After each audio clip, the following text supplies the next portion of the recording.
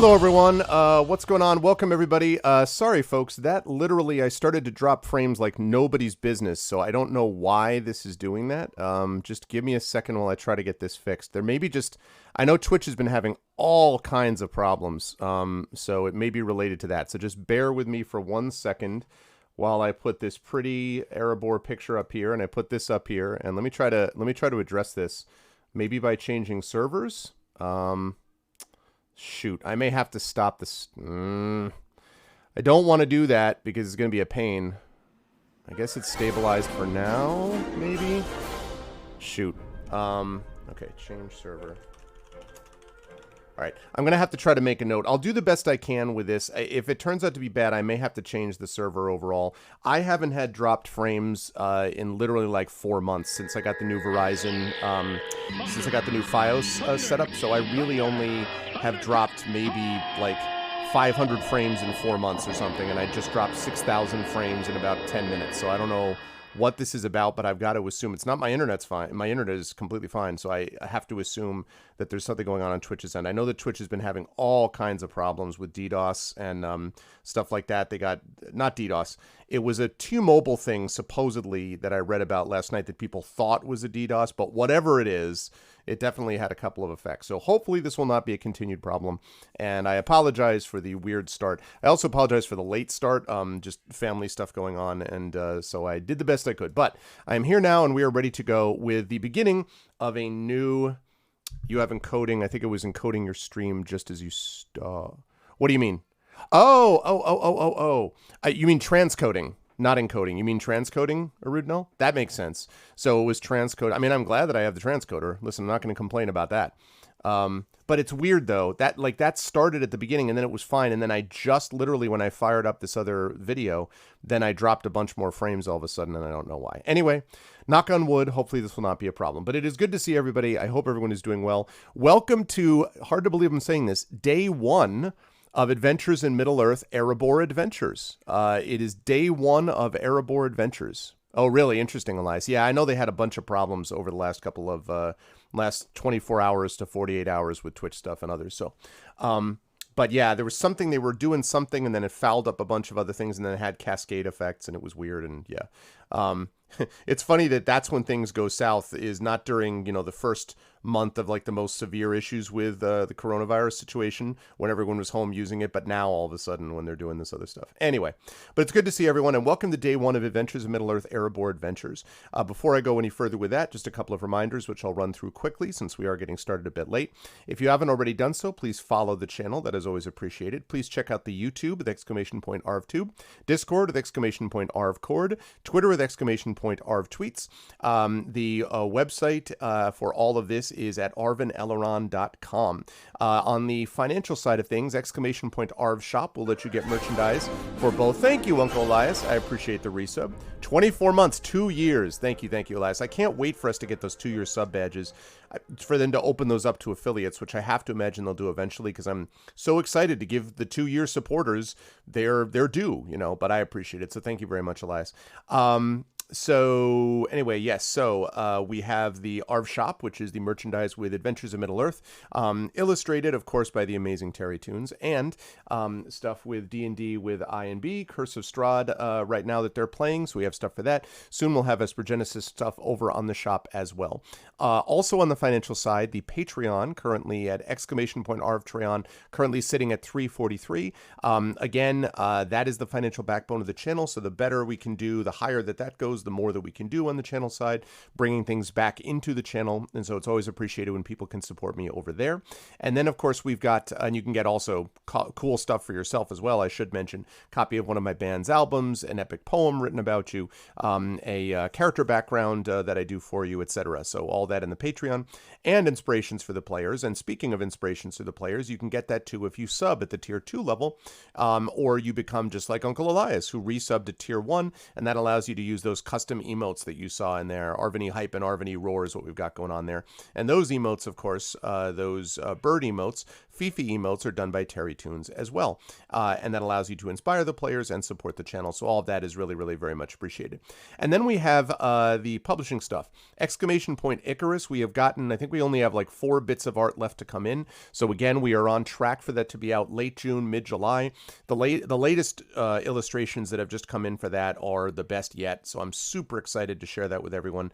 And for at long last, this long winding journey of getting Icarus and Jelinek out in their full unexpurgated forms is almost here. So I'm very excited about that. Exclamation points, you can pre-order that book if you check that out right now over at Athos Arts. Exclamation point library is Tales and Tomes from the Forbidden Library. And we are now only 1 sale away from getting that to silver status on DriveThruRPG, which would put it at the top 25% of all products ever. It's also in the top, I think it's 87 or 88 right now on the top 100 products of Dungeons & Dragons on the site. So all that's really cool. And right now the PDF is selling for only $10. So it is a good time to get in on that action for my 5th edition adventure and source book with contributions from numerous amazing authors. So we've got that. And then last but certainly not least, exclamation point Greyshade KS. For more details about my Greyshade Kickstarter and more details about that are coming soon as we begin to figure out how to kind of reopen stuff with the factories and all that kind of stuff too. And I saw you got those dice. Thank you for that picture, by the way, Echo. I'm glad to everyone who got the dice. Thank you again to Catalyst who contributed that for ArvCon. You might have noticed that I was adjusting the video during the playing of this, and I've had to do that with my other campaigns because the last time I played with them was when I was playing with ArvCon, where I had to adjust things because of the overlay. So it's just a reminder of the last time these sessions met. They met during ArvCon, which was amazing and did really well and all that. So thank you for all those who supported us with ArvCon. And speaking of social and charitable issues and issues that are important in issues of justice, also I want to mention exclamation point BLM, that is Black Lives Matter. We're going to be talking about that again as we go on throughout the course of the year and beyond. Because again, when one person is oppressed, nobody is free, and we need to be continuing to work towards justice. I am heartened to see a lot of very positive things that came out. Many of you know about the Supreme Court's decision in the United States, for example, which affirmed that sex discrimination, including discrimination against lesbian, bisexual, gay, trans, etc., that is discrimination. It's pretty obvious that it should have been anyway. And so that ruling basically has enormous effects, not only for job discrimination, but also for housing. So that was a great thing to see. It was a 6-3 decision written by a conservative justice that, of all people, the current occupant of the White House nominated. So all of that is good news. Long way to go, but it was good to see that little bit of good news. But again, we're still looking at injustice and issues across the country for people of color, and specifically for Black lives, for African American, Afro-Caribbean, etc. And so the exclamation point BLM is attempt for us to be able to give back. There are resources for donations there, also resources for learning about the experience of different things, about Juneteenth coming up, which is the anniversary of emancipation, etc. So many of these things, and all of that can be found at that resource link. And I'm going to continue to expand and develop it over time, because it's important that we do that. So again, Black Lives Matter, you can check that out with that link as well. Oh, okay. I will keep that in mind. Thank you for letting me know, Echo. Yeah, that's definite now as far as schedule is concerned. We have a busy day today. We have Erebor Adventures right now. Then at 4 p.m., I've got D&D with GOG Storm King's Thunder. And tonight we have got the Arvocalis with Apollo Justice Ace Attorney. Then tomorrow night we have D&D, Community D&D, Dragon of Ice Spire Peak with Shadowed Mage as your DM, and with Echo Alpha X5, Rock God, and Hoodie as your players. Then on Friday, we have got Kingdoms of Amalur, so that's going to be awesome. I've been really loving that game. And then Saturday, we have D&D with viewers. So we've got a lot of stuff going on this week, but a very busy day today in particular, and it's going to be very cool. So I'm looking forward to that. All right, with all of that said, I am going to unmute myself so the folks know that we are now ready to go, and then I'm going to unmute them. And last but certainly not least, I'm going to head over to introduce you to the new crew of Erebor Adventures. They're not really a new crew, but this is a whole new adventure, a whole new world. And they are almost all here. I will mention before I let them introduce themselves that Will is not able to be with us today, but he will be with us during the next session. Had a personal thing come up, but he's fine. Everything's okay, but that's what's going on with him. Normally, however, he would play Robar Staunton. Man, I am dropping these frames again. I don't know. I may have to switch servers. I really don't want to stop streaming and restart because whenever that happens, it causes problems for recording. But I may have to do that. Man, yeah. I don't know what's going on with this. Okay. Literally, as I went over to you, that happened. All right, I've got to stop streaming and restart. So no one go anywhere. I'll introduce these people in just a minute. No one go anywhere, but I got to change the server up. I'll be right back. Okay. We're still recording. We're still recording, but I'm not doing that other stuff. I'm going to see if my beloved husband wants to make me a second latte. Okay. I could make a very inappropriate joke in German now.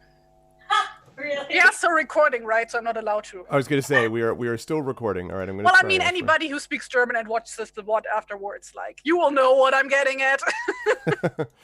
Because latte is a double entendre in German. I see. Okay, so now I'm starting again, this time using Ashburn. I hope that makes a difference. Ashburn, Virginia. Okay, we should be back. Everyone can refresh now as I switched up servers. I don't know whether this is just a New York thing, but we will hopefully be there. Because the thing is, my internet connection is really, really good now. So if there's a problem, it's usually not on my end, internet-wise, that it's happening. So that means there is something going on. Okay, we're back. I think that should be much better. Let me know, folks in the chat. Are we better with stuff? Oh yes, thank you for letting me know about the release of Reckoning. Yes, I'm very excited to hear that brand new news about the re-release of Kingdoms of Amalur Reckoning. Oh man. Okay. Anyway, better everybody. Kerflop, Crit, Aridnel, Echo, Koala. Oh, you don't have the image on the better with stuff. screen. I don't know what. The image, the party picture. Do you picture mean? party. Are you making reference to this? That, of course, is there. I knew that. That was all there. I don't see anything yet because the stream is 11. Because the stream is there we go. I actually need to. I should cover that over because it's not Wilderland Adventures anymore. I have to change that up. It's actually, technically, we're a little bit in between, I guess, because we are doing a fellowship phase to start out today. But yeah, okay. So now we should be back. Oh, thank you, Trish. Now I hope we are back and won't have any problems with the drop frame. So, as I was saying, we are here. Will normally is playing Robar Staunton, but will not be with us today. He will be here next time. However, the people that are with us today are this gentleman right below me, who is either pretending to be or actually asleep or is deep in thought. And that, of course, is Mr. Trendane Sparks, who is right below me, who gradually lifts his head to reveal his personage. Hello, Trend. How are you? How's life in the universe and all of that sort of thing with you, sir? You were having an entertaining conversation. That must have kept you awake for a while. Is that a pen or a pencil? Aha, I see that pen. Oh. I don't know what kind of pen Let you me adjust my Let me focus just, here. I just have to move this over if I can just kind of get the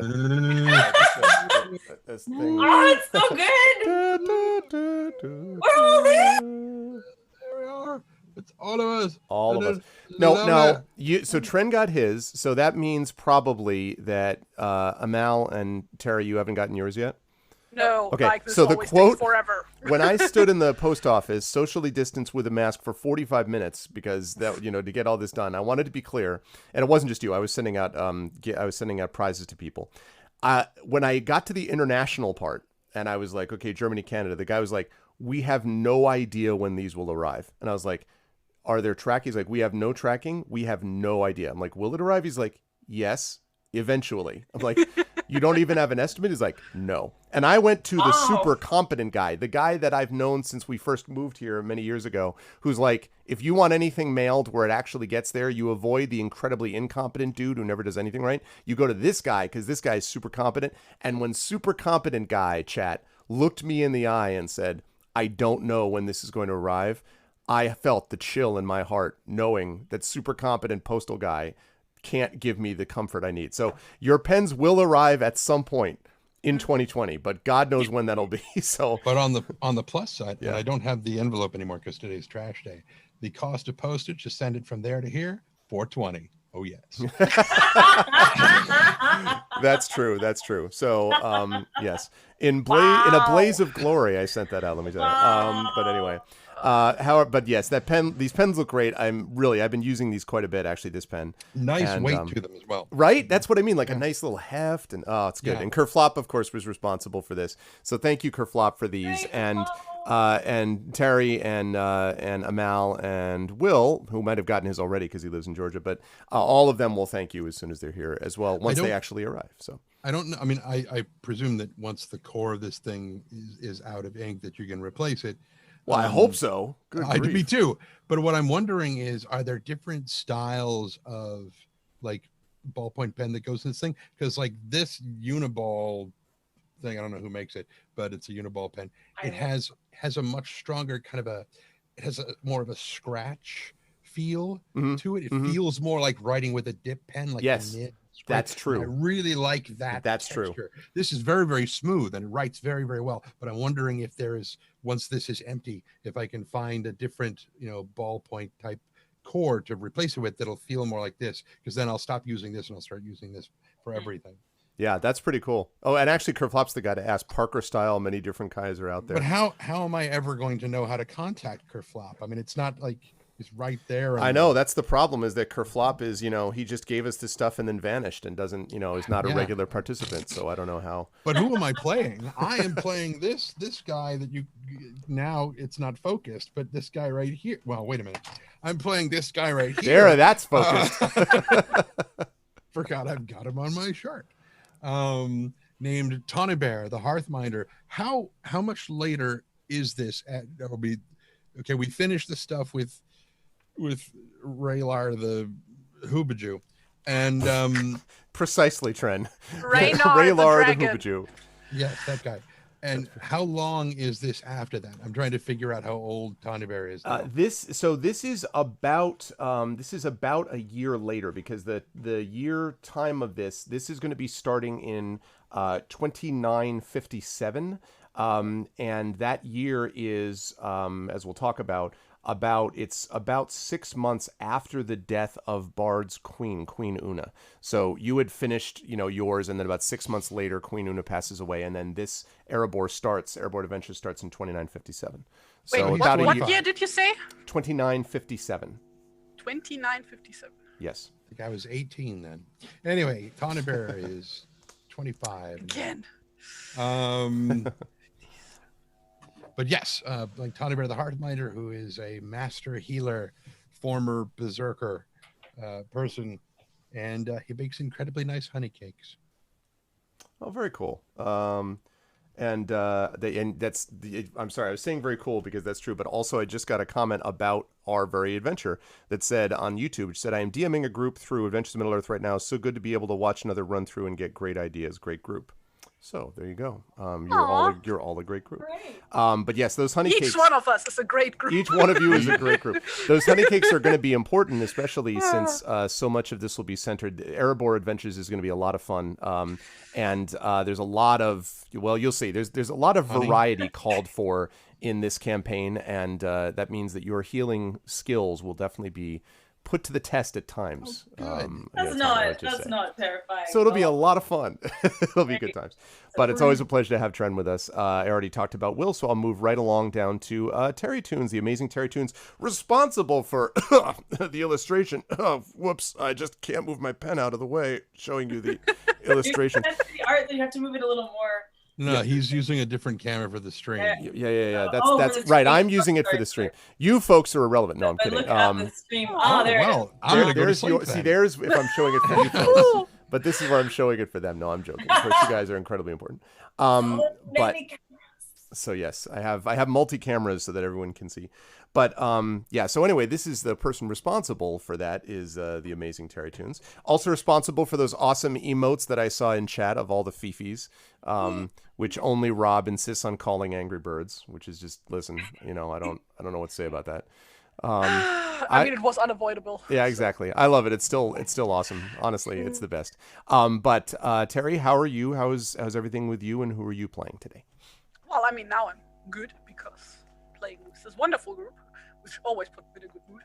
So yeah, that's good. Also, I calculated my character is now 74 years old. By the way, just a stripling. No, just kidding. Because I'm a ridiculous person who likes to actually write down their characters' birth dates. I not should figure out ridiculous. a birthday for the river. I know how old she was when the adventure started, but how long have they been adventuring together? The overall time in game terms was a couple of years. It was about 2 years, about, because there were a couple of adventures that took place per year.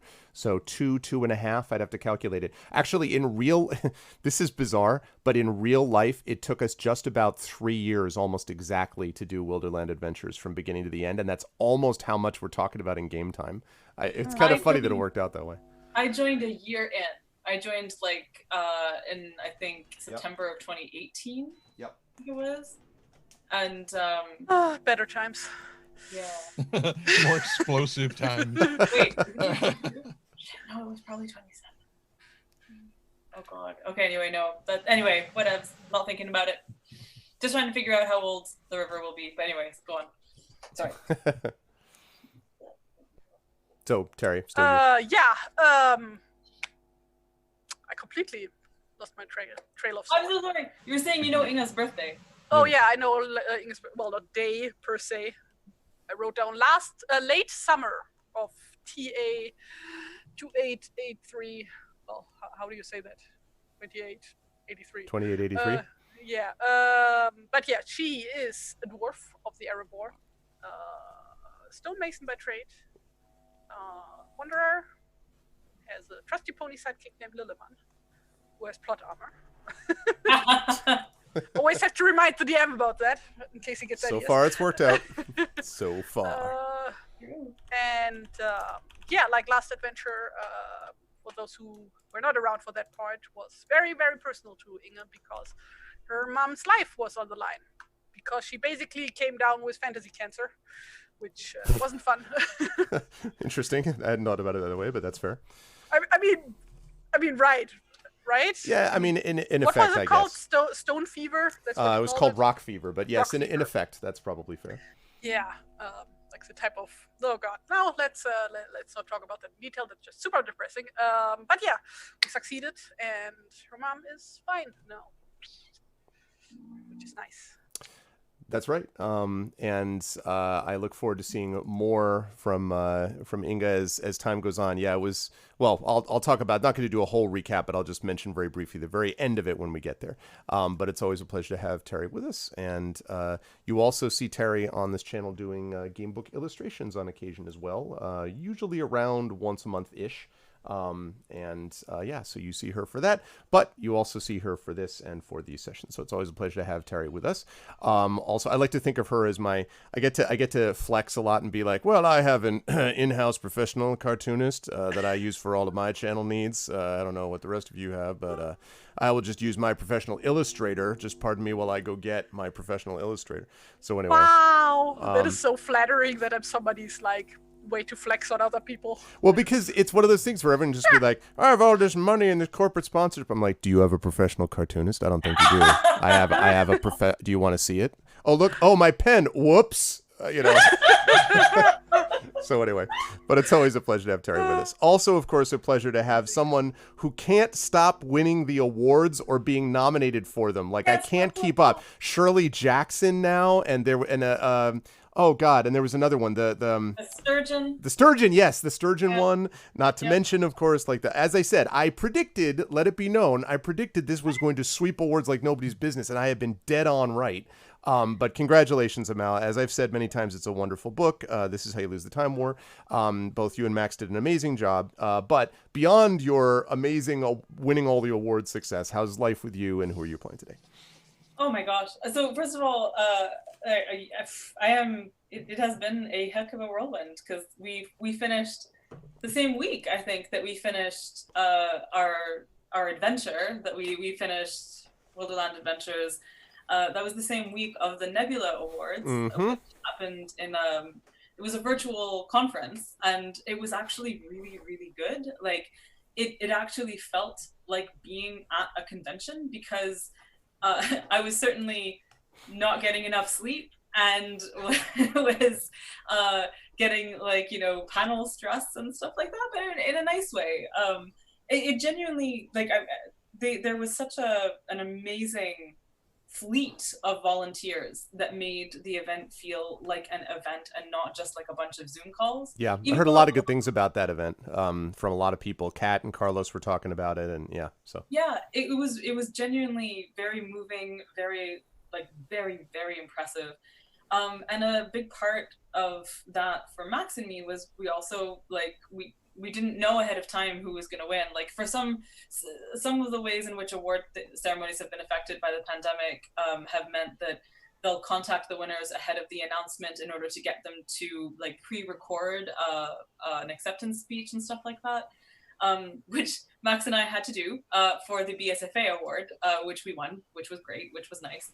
But in this case, we were actually like, oh man, we have no idea who is going to win. This is a powerfully strong ballot, and stressed. And then they said it, and we won, and it was really great, and we're very happy about that. But that happened the same weekend that all of the protests were kicking off in Minneapolis, and the week that followed was a week of really like not feeling like it was appropriate to talk about literally anything that wasn't Black Lives Mattering, and just like just being really plugged into whatever a body can do to help support protesters, to help fund bailout programs and stuff like that. So I think for like, I don't know, it's been a lot of upheaval because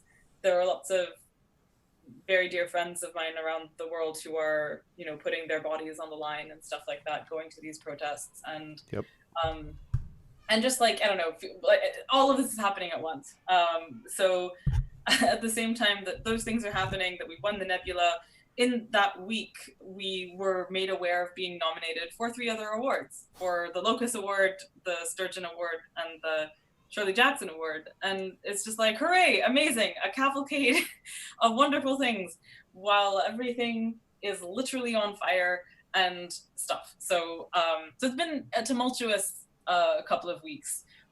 But I've also finished teaching for the summer, which is very, very exciting. I still have like a final assignment to mark, to grade, Americans. But yes, and then once that's done, I will have, hopefully, knock on wood, the rest of the summer to devote to finishing dissertation and maybe writing stuff, and that will be that.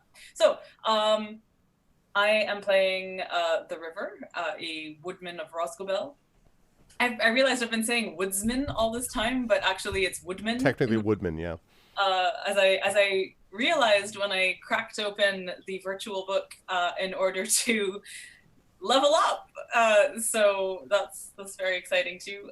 So River is a fighty bard, a herald warden, and has a hound of Mirkwood named Stone, who is the best good boy.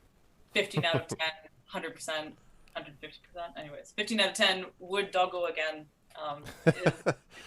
He's like, he's like he has this like veteran presence now after he's basically like, I've lived the wars of the Wilderland, and so blah blah blah. But yes, but it is a great pleasure to have Amal with us, and yes, congratulations on everything, all well deserved. Just to quickly follow up on what Amal said on 2 points on the Black Lives Matter thing. The first is that starting in August, I made this announcement before, but in mid-August, Brandon O'Brien is going to be doing a new show on my channel, which is going to be, this is my favorite pitch of all time. It is a game that he is developing, so he's going to be essentially playing / testing it on my channel for the first time, tabletop role-playing game about punk rockers who fight oppression through musical abilities and with an all-person of color cast. And I was like, that sounds good. I will immediately do whatever you just said. That's great. I have all, that is perfect. Because I reached out to him and I wanted to have something that would focus on some stuff that would be of value for Black Lives Matter work. And he was like, I'm honored, and how about this game? And I'm like, that's freaking tremendous. Like, sign me up. And so I'm very excited about that. So that's going to be starting in mid-August. The other thing I want to note is that we have a series of panels that were originally going to be done for Origins Online. Origins Online and Origins, the main convention, has now been canceled for 2020. I just got a notice that PAX has also been moved exclusively online, which is a big deal. That and should, I mean, is obvious. There should be no convention meeting this year. I mean, is the reality. It needs to be done online. There's no way to do it offline safely, and that counts for Dragon Con too. If you're listening, okay, do the right thing. So, hold on a second. My mic is doing problems.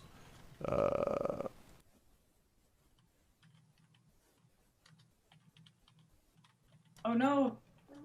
No, it's fine. If I don't mute it first, then all of you are going to have your ears blown out when I fix that. Sorry. What? But so Origins is canceled. But those panels that were there, there is a very good chance that we're still going to be doing something with those on my channel. And so basically watch this space. I'll have more announcements about that soon. But I wanted folks to know that, you know, we are considering that. And the last thing I'll say to Amal is, I know she already knows this, but there is nothing more significant at this time than having art which celebrates love over hatred, which is what This Is How You Lose the Time War does. And there's nothing more significant at this time than having art which can sustain the soul even while the body is failing. And so this is why I think it's important. I totally agree with you about friends of mine and people that are out fighting these protests and, you know, doing what must be done for literal survival in a society which ignores that far too often. But that said, you should not think that what you're doing isn't creating enormous value and uplifting all of us at the same time, which I know you already know, but I'm just giving you another reminder from an author to another, just like keep fighting the good fight. You know what I mean? I will say, like, I have not, I'm glad to say I have not felt an attack of like, no, not at all. It's just felt, it has felt like the space in me that wants to celebrate anything has just kind of, I hear you. Taken a back seat. But it has actually been like, let's see if I can say this without tearing up. Oh, go ahead and tear up. That's what this campaign's all about, okay. Right? A friend I was checking in with told me that, like, during these difficult times that were particularly difficult for them, that they'd been thinking of like a line from the book as a kind of like, just saying this is how we win and stuff like that. Yeah. And I've been giving them some comfort, and that made me extremely weepy. So yes, I think yes, art is enormously important. So, but anyway, yes, I just wanted to state that for the record. Not that everybody are like, if you think that writing is important, why would you say that? I'm like, oh, listen. Anyway, so let's talk about Erebor Adventures as we move into this. Let's fire up the new music. Well, they already know what the music is, but for chat, you'll be listening to the music. In case anyone's curious, we are currently listening to Middle Earth, Dawn. I thought I'd be real subtle and, not at all on the nose about all that. Oh, I've got to turn my sound back up because I turned it down because when I logged in, it was the wind. Yeah. The terrifying wind. Yes, and I was yes. like, no, the wind is past. So, we have just concluded Wilderland Adventures, and as I mentioned, this is taking place now about a year after those events have taken place. Much of the party has been responsible. In fact, I'm going to ask the party what they might have been doing during that time, because part of what they'll be doing is this fellowship phase that we're going to discuss in just a moment. But Erebor Adventures basically picks up a year after Wilderland Adventures leaves off. In Wilderland Adventures, the party was able to defeat, finally, the Gibbet King, doing so with the help of a dragon, which fortunately did not eat them, but did burn the hell out of the Gibbet King, so there was that. But of course, that threat of a dragon may still exist somewhere up in the maybe not too far distance, we'll see. But otherwise, the party has been centered in Erebor, although as I'm about to ask them, they may have gone to other places as well. Erebor Adventures is another campaign which sort of advances these things, and the party has actually advanced up to level 7, I believe, is what we did, and so they are now all at level 7. And I also wanted to mention, and I didn't have a chance to talk about this before, that the party has had their shadow points halved rounding up. So that means that Tawny is at 3 instead of 5. It means, obviously, you're not exhausted, Tawny. I think you got some rest within a year, I'm going to guess. I'm just assuming that's the case. No rest for the wicked. Yeah, that's true. Maybe he should have even more. That means the river is at 7 instead of 14. Oh my god! Means Robar is at 6. And it means that Inga is at 6 also.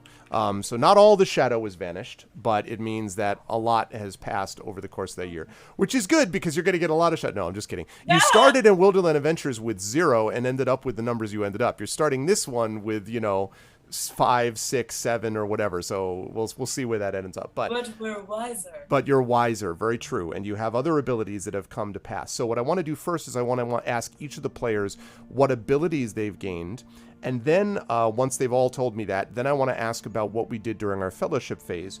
There are a couple of new things in the fellowship phase which could be done by the party based on Wilderland specifically. So those are things that I want to add into the normal mix of what you could do in a fellowship phase.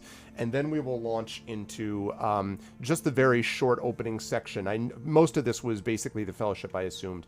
But in case people are curious, the opening part of the Erebor adventures is called the Silver Needle. So that will be the beginning space when we get there. But first, we have to start with leveling up stuff. So I will start with Mr. Tawny Bear.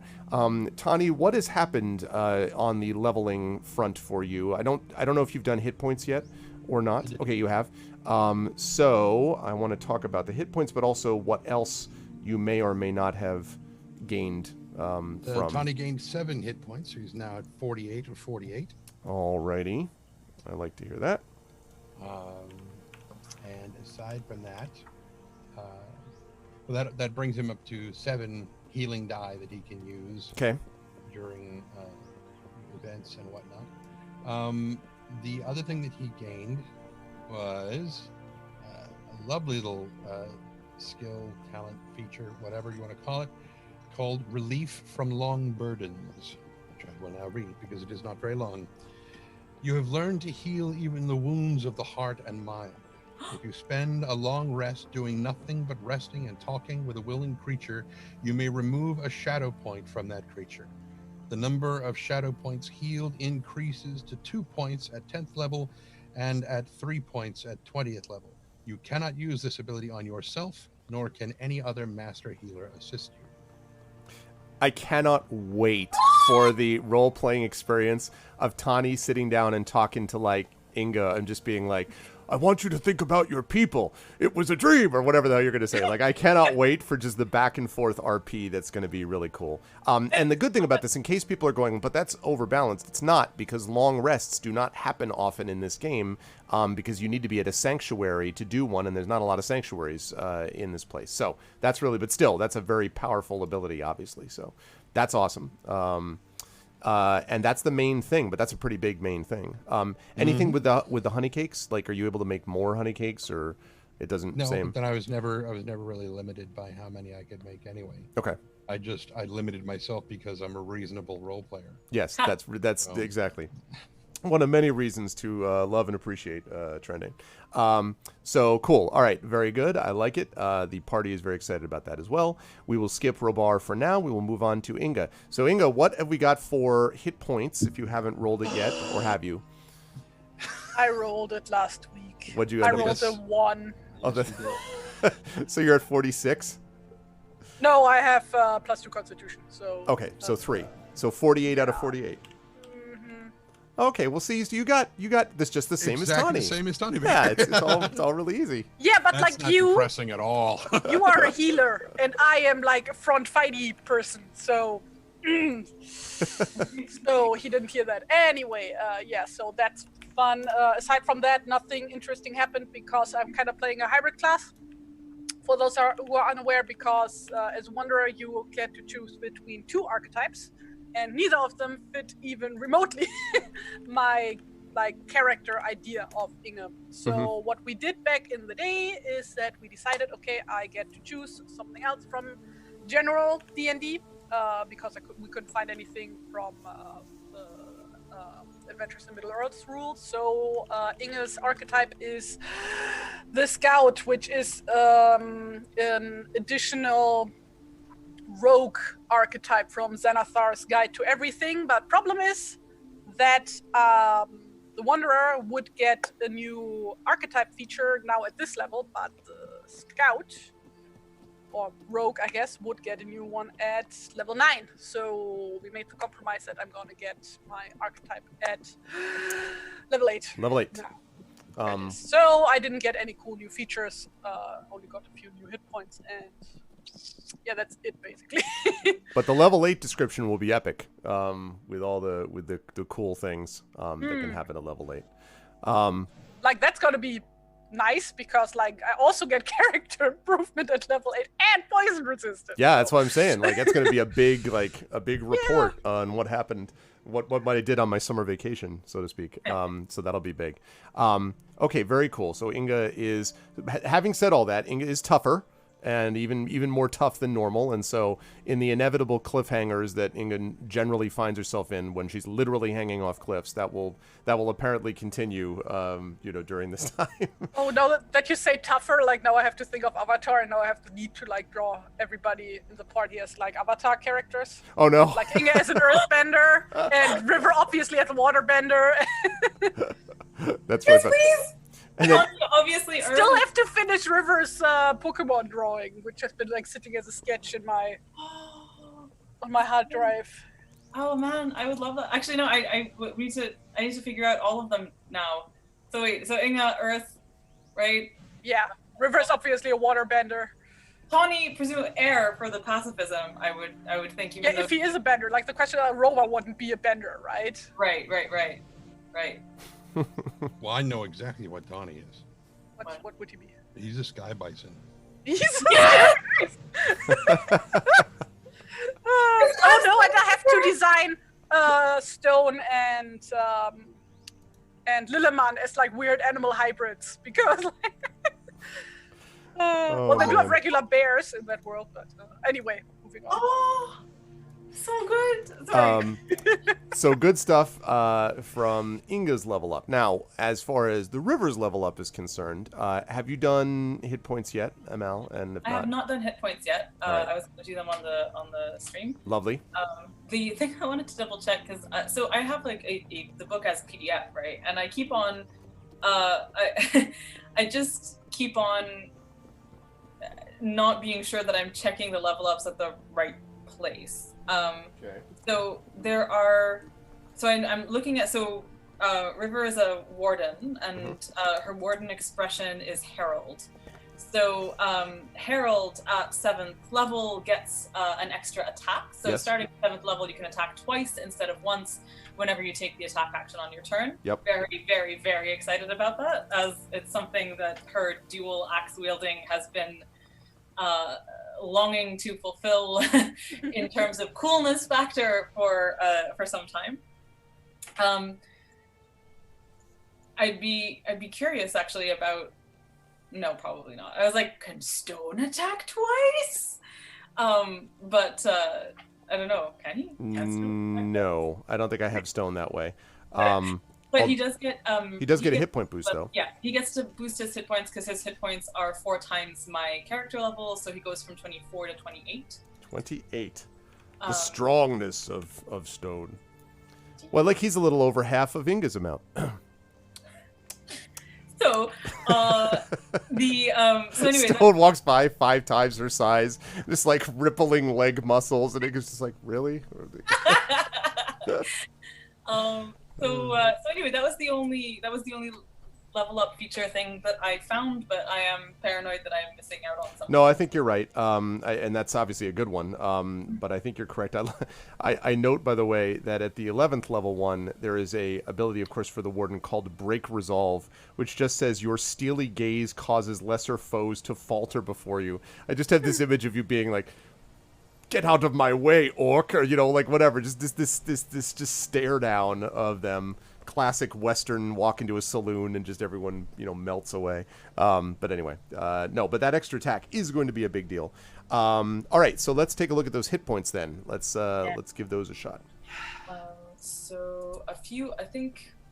So If you roll max now, I'm gonna be so mad. Please don't be. You're so much tougher. Not for long. So just remind me, do I just roll hit like Hit die, and then Click you'll the word add your hit con dice. modifier to it. So you're gonna Just click the word hit dice on your thing. It'll automatically add the modifier. There. 5. Okay. All right, that'll bring you to 50, otherwise known as +2 Inga. I'm sorry, I just couldn't resist. Just like I roll like ass every time for these stupid You and hit Sod point have to rolls. have an adventure together so that Sod, because Sod no. complains about the exact same thing all the time about his hit points. He actually did a spreadsheet last night on the show where he's going through, like, here's what a normal average person, here's what I roll. Like, it was really funny. Okay. Like I did also the math at some point. Like last week, I did the math of like how many hit points I could have right now. And like I think I have like barely half It's of true. what I could have. You and it's do like, you do ugh. hit like a truck, though, in fairness. I mean, like, your hits do hit a lot when you hit. Which is fairly often. You hit quite a bit. So anyway, 50 out of 50, that means, is what the river is at. And with 7 shadow. So our totals to begin are 48 out of 48 and 3 shadow for Tawny. 48 hit points, 3 for I shadow have for to Tawny. reduce my shadow. I didn't do it. I must do it. It's so exciting. 50 out of 50 and 7 shadow for the river. Robar will find out next session. Inga's 48 out of 48 and 6 shadow. And Stone is 28 out of 28. And of course, he does not have any shadow because he is a good boy. Now let's talk a little bit about the fellowship phase. Now, I'm going to describe what you could do in the fellowship phase, and then what I would like each person to tell me is, what did you do during this time? This can be story associated, it can be based on, and you can all talk with each other about how you want to balance this out. The only one that we won't have here, obviously, will be Will to talk about Robar, but we can again deal with that next session. So this is what the 3 of you are going to do. So, under normal circumstances, what you can do during a fellowship phase, for those who do not remember, because it's been a little while since we've had one, is as follows. You can, first of all, you recover all of your expended hit dice, all your hit points, all exhaustion, all that stuff is recovered already. And then you have an undertaking, which happens during the course of the fellowship. Number 1, you can engage. Well, actually, you don't have to worry about recovery because none of you have this problem. So, training. There are some cultural virtues, and I think maybe the one about associated with stone. Training stone may have something to do with this, Amal, but I have to look at it again. But training which allows you to expand or improve a cultural virtue that you might possess if you spend your fellowship phase working on that. So that's one possibility. You could gain a new trait. So you could choose to change something fundamental about you and alter your distinctive feature. So if you had a feature, I was thinking about what you said, Terry, about nothing ever quite aligning with the character as we originally made her. But if there is something that you have this trait that you want to add or increase or alter, I have to weigh in on that if I think it's going to be too severe a change. But if, for example, you had the trait of... River, I think, has like doomed to die or something like that. If in the process of going through this, you've come up with like, maybe I'm not doomed to die, and you wanted to change that trait or something, that is something which I would be willing to entertain as a possibility. But again, that's not something you have to do. It's just something to think about if you wanted to consider that. Healing corruption. This is always a popular one in fellowship phase. To heal corruption, you make an insight ability check, and if it's successful, you remove 2 shadow points. If it is a total of 25 or more on that ability check, you remove 4 shadow points. So, and that's in addition to what I already told you about removing since we're between campaigns. So you could do that if you wish, but that will again take the entire fellowship phase to do that. You could meet a patron. Now, what I will tell you right now is the obvious patron possibility before you is King Bard, who is more than willing to be interested in having you, would be willing to sort of take you on as a patron. The other patron, but this would be someone that is specific to a dwarf friend or dwarf. So this would be for either Tawny, who is now a dwarf friend, or for Inga. And that would be King Dane would also be a possible, or Dane, I should say, in the English version of that. King Dane would also be willing to act as a patron. Used to pronounce it that way. I know, but Dane is the way that they do it. Anyway, so we willing to take on either Inga or Tawny as people that he would be a patron of if you wish. So that's another possibility, is doing that. You could also open a sanctuary. The sanctuary that is available to you, you have 2 of them. You could open Dale as a sanctuary, or you could open Erebor as a sanctuary. Either one of those would work as well. And for those who don't know, sanctuaries allow you to take a long rest when you're resting in them. When you're on long journeys, you usually can't be like, oh, I'll just take, a 5-day journey back to Erebor, do a long rest, and then come back to my companions. You usually can't do that. But if you are near enough that you could theoretically get back within a couple of hours and do a long rest and come back out, then it's possible. And the more sanctuaries that you have, obviously the easier it is for you as time goes on. Question. Sure. Aren't like the character homes automatically a sanctuary because Inge lives at the Erebor? Right. Although you've been away for so long from it, but I guess at this point, I guess so. The only sanctuaries I think actually that you folks have at the moment is I think Roskabel was made a sanctuary or was a sanctuary because it was the original location from where the river came. I also think the inn, not the inn, Beorn, yes. Beorn's home is also a sanctuary. But I think that, and so, so you've got that as a sanctuary, and the sanctuary for you, Inga, your home, if I give that to you as Erebor, that still wouldn't be a sanctuary for Robar, Tani, or the river. So you could make it a sanctuary for all of you collectively if you opened it up. So that's another thing. I'm pretty sure that's what we did for Roskabel, because I remember having to spend that fellowship phase. Because it was already for you, but not for the other three. Yeah, that's right. Mm-hmm. So yeah, and if we're going to be adventuring all over the Erebor, presumably, then it makes sense to have a nearby sanctuary. True. And then the last two things in a fellowship that you can do are you can receive a title. And this is a title that basically gives you, so essentially it is a title that allows you to increase your strength and ability in a particular area. And the one I'm thinking of for this is specifically, one of the people I'm thinking of for this is Inga, because based upon what you have done for Erebor and for the dwarves, you could receive a title. I already got a title from them. They made me a council. They made you a counselor, yes. But this is right. But this isn't a right. That's right. But this would be an official kind of mechanical thing, though. So the benefit of this is that it would, first of all, player heroes with a title are regarded better by individuals from the culture that gave them the title. That's not as much a problem for you. But what is the case is that you could be, if you wish, Inga, granted your own land or dwelling separate from your families. So you could have your own. You may not want to have that, but okay. So that's why I'm just throwing it out there that could happen. But anyone could theoretically go after a title. And given what has happened, the others of you, Robar, Tani, or River, could all theoretically go as well and get a title, receive a title from Erebor if they wished as their fellowship undertaking. And then they would get a home and they would get all that stuff. And it would improve the reception that, let's say, dwarves would have towards the river, Tani, etc.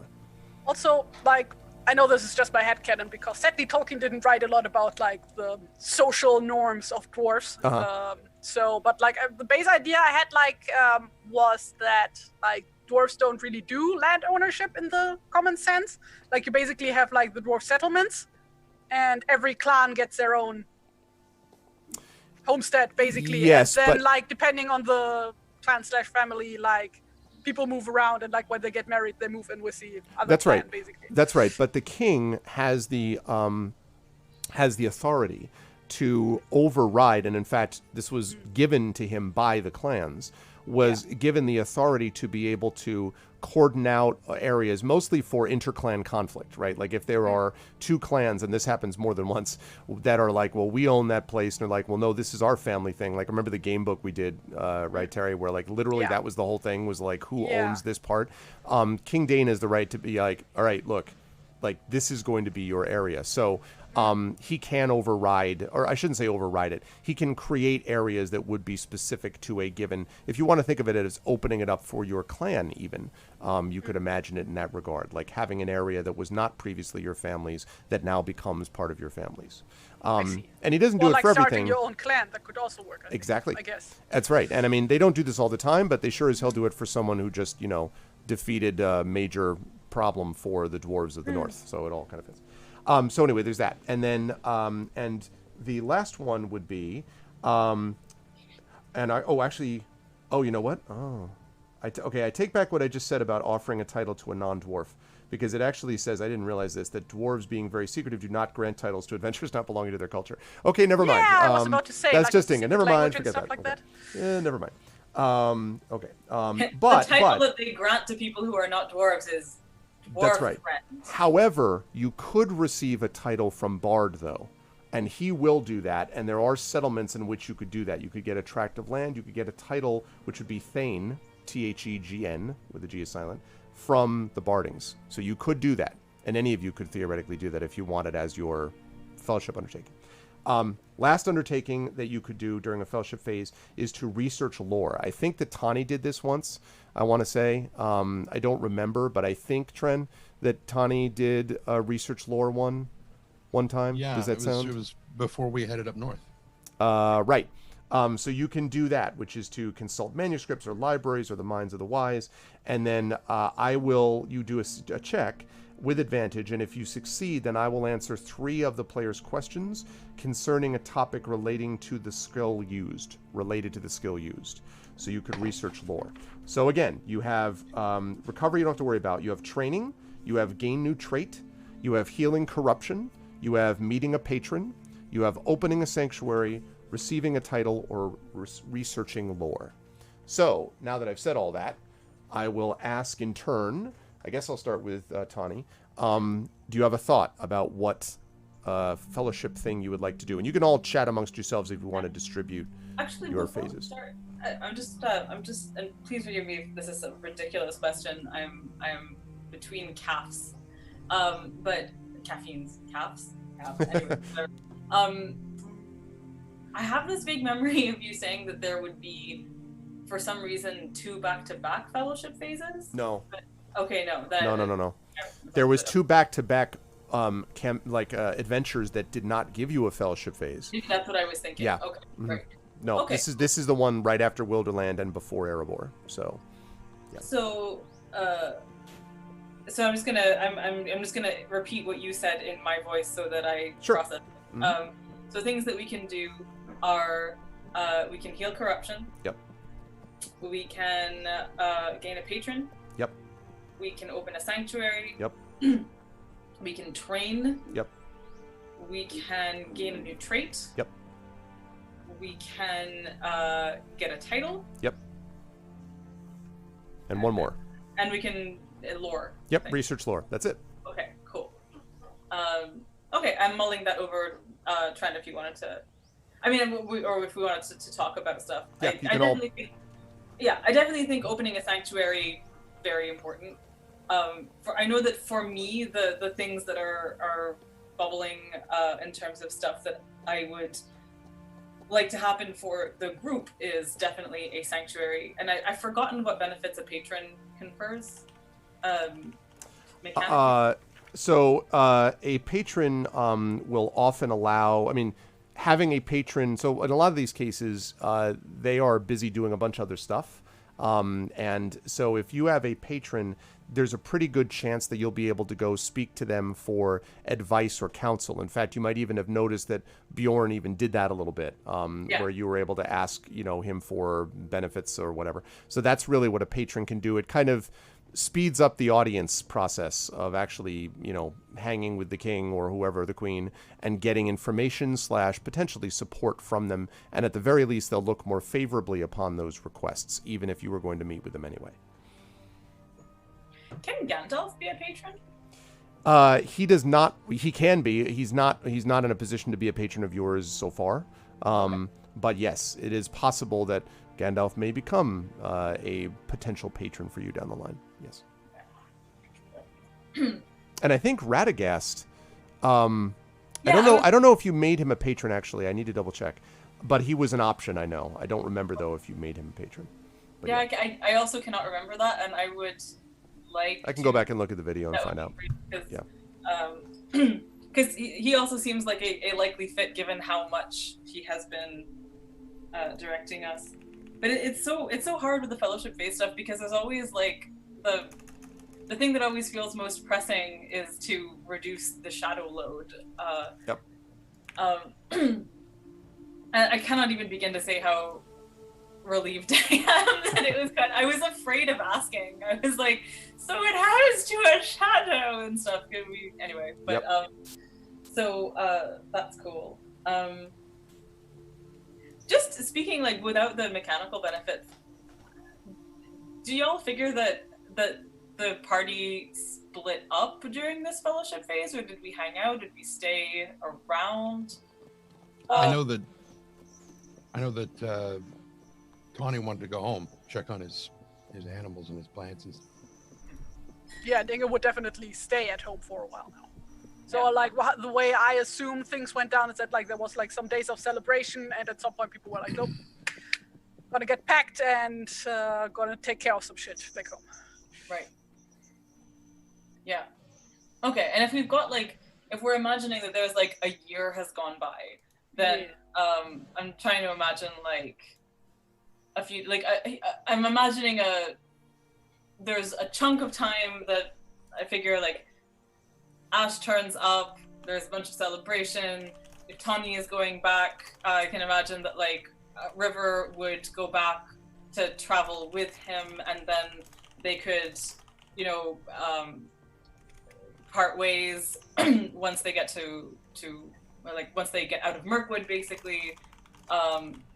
And River would also spend some time with her family.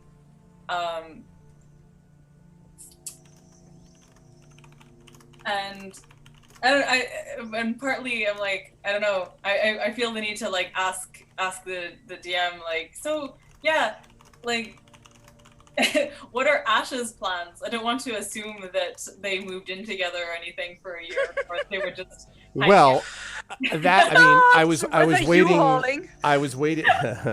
I was actually waiting to hear about what, you know, because when I imagined this, I imagined that.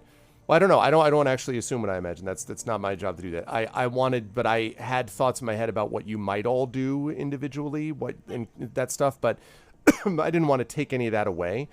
I guess I would say that. So at the moment when Ash came to see you, this is, you know, some months of kind of rest and recuperation for everybody concerned. It is definitely the case, though, that Ash still has her people that she wants to establish in a, you know, kind of a home, and, you know, and to kind of set up in a place where there can be relative comfort. And that's generally was west of, you know, of the of Mirkwood. So I guess the question is, you know, whether or not you could also tell me that you had a long discussion and convinced her to move it out to the east. That's quite possible. So I would leave that up to you, because Ash does not have any guarantee other than the fact she came to be with you, but also she is always thinking about, you know, her the escaped slaves that she was responsible for. Oh, sorry, my second delivery of... I was like thinking, why the fuck is there a baby screeching in the It's like, background? Oh, Citizen. Yes, it seems very sinister when you see it this way, but our favorite restaurant is called Citizen, and Oh. Well, I mean, you are a sci-fi writer, so I guess it would make sense anyway to have like merch with like certain types of slogans on them. Yes. Well, so here's an interesting thing. I mean, like, I really like the idea of the I like the idea of River becoming a Thane, and having a tract of land. But the idea, I mean, the thing with land is like, I don't know. I think in River's head,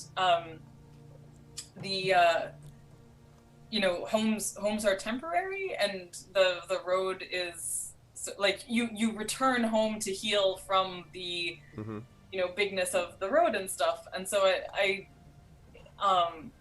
mean, if Ash's kind of prime motivator is taking care of this specific group of people and establishing them, then I see like River wanting to help with that, but also that like her own group of people to whom she's dedicated is the party and stuff. So would she, can I give you one option? Would she be willing to help by taking the tract of land and by having that be the homeland for the slaves? Well, this is what I was thinking. Okay. The only barrier to that is, well, no, actually, it's not really a barrier. Like, I initially the thought was that they would like integrate into Roscovel. I mean, sure. Also, but if it would make more sense for them to have, like, I don't know, through bonds of trauma or whatever, that like they actually are their own community, and maybe what they need is their own kind of thing, or a community which is welcome to escaped slaves over time. Yes. Yeah. But again, either one of those I think you can chat with Ash about and decide as to what you prefer to do. So yeah. Yes. Like, wouldn't these slaves, like, I'm assuming these people weren't born into slavery, right? Some of them might have been, and even if they weren't, a lot of them were taken after their families were killed, and these people were taken. I mean, there's nothing to return to, their right? original homes are not around me. Okay, that's right. one. Right. Most of them. I mean, there's probably a few that are not like that, and they probably won't stick around, but most of them have no family but themselves, at this point. Yeah, you said, like, this is, like, a very mixed group. Like, I'm at least, like, thinking that, like, at least the elves in the group would, like... Because, like, that's fair. elven settlements tend to be very... How do you say that? Dispersed or whatever, or diffused? Like, there are only a few, that's the thing. Like, I'm assuming that, like... right. Yeah. So, that's right. Yeah. So, yes, I mean, and so it's not a hard and fast thing, but most of them do not have families to return to. But not all. Am I remembering that Ash has, like, problems with her family or parents as well? Her father, I think. Yeah, there were. Yes, not that. I mean, her parents didn't sell her into slavery or anything, but like, Ash has always felt a sense of neglect from her parents, and that her father should have done more to protect her from going through what she went through. And so, yeah, her feelings towards her mother are probably considerably more ambivalent, but towards her father, yeah. Although there is one thing she always credits her father for, and that is towards having this kind of hard, cold edge that allows her to survive. Her dad did teach her that. Okay, I will ponder things. What do you guys think about in terms of like your ideal things for your respective characters? Like, Inga would definitely stay at home. First of all, like, make sure, because, like, I'm assuming that her mom isn't, like, perfectly healthy by the time that she gets back. She probably needs, like, some recovery time. Yep. So, like, she stays at home, like, make sure her mom is okay, like, taking some of the work from her dad, and, like, as soon as, like, her mom feels okay enough again, then she would, like, get to work as a council member of Dine. Which I assume is, like, kind of the equivalent of being a court knight, right? Well, the council is more... I mean, it can be, but the council is more advisory. It's really more like, do I go wipe out this little enclave of orcs, or do I go send my dwarves to rebuild this dam which is falling apart in this village? Like that kind of thing. And if you are called to war, yeah, I mean, the counselors go out to war with him for sure. But it really is, he wants your advice and counsel, literally counsel on the council. Okay, I thought that was like basically... No, you are a member of the council, but you are also the verb counseling him too. And that's kind of what he's looking for. Yeah, so like basically she would like do a bunch of court life, which she doesn't really like, to be honest. But yeah, I would assume she would take a job at the court, kind of. Like, I'm assuming since she is a scout by trade, kind of like, or has kind of become that since this adventure. She would kind of like either work as a scout or start training other scouts. Like, she wouldn't so much work as a mason currently. Because, like, Dine is probably at some point, hey, you have, like, a lot of experience with this shit. Here's a job. Take it. Yep. That's what I'm assuming anyway is happening. So, yeah, that's basically what she's been doing. Okay. And Tawny went back home first, right, to kind of check on things. Okay. And then... Yeah, and while he was there, he would have met with Beorn to pick up his new cultural virtue. Okay. Ah, okay. So, all right, let me sec while I adjust this.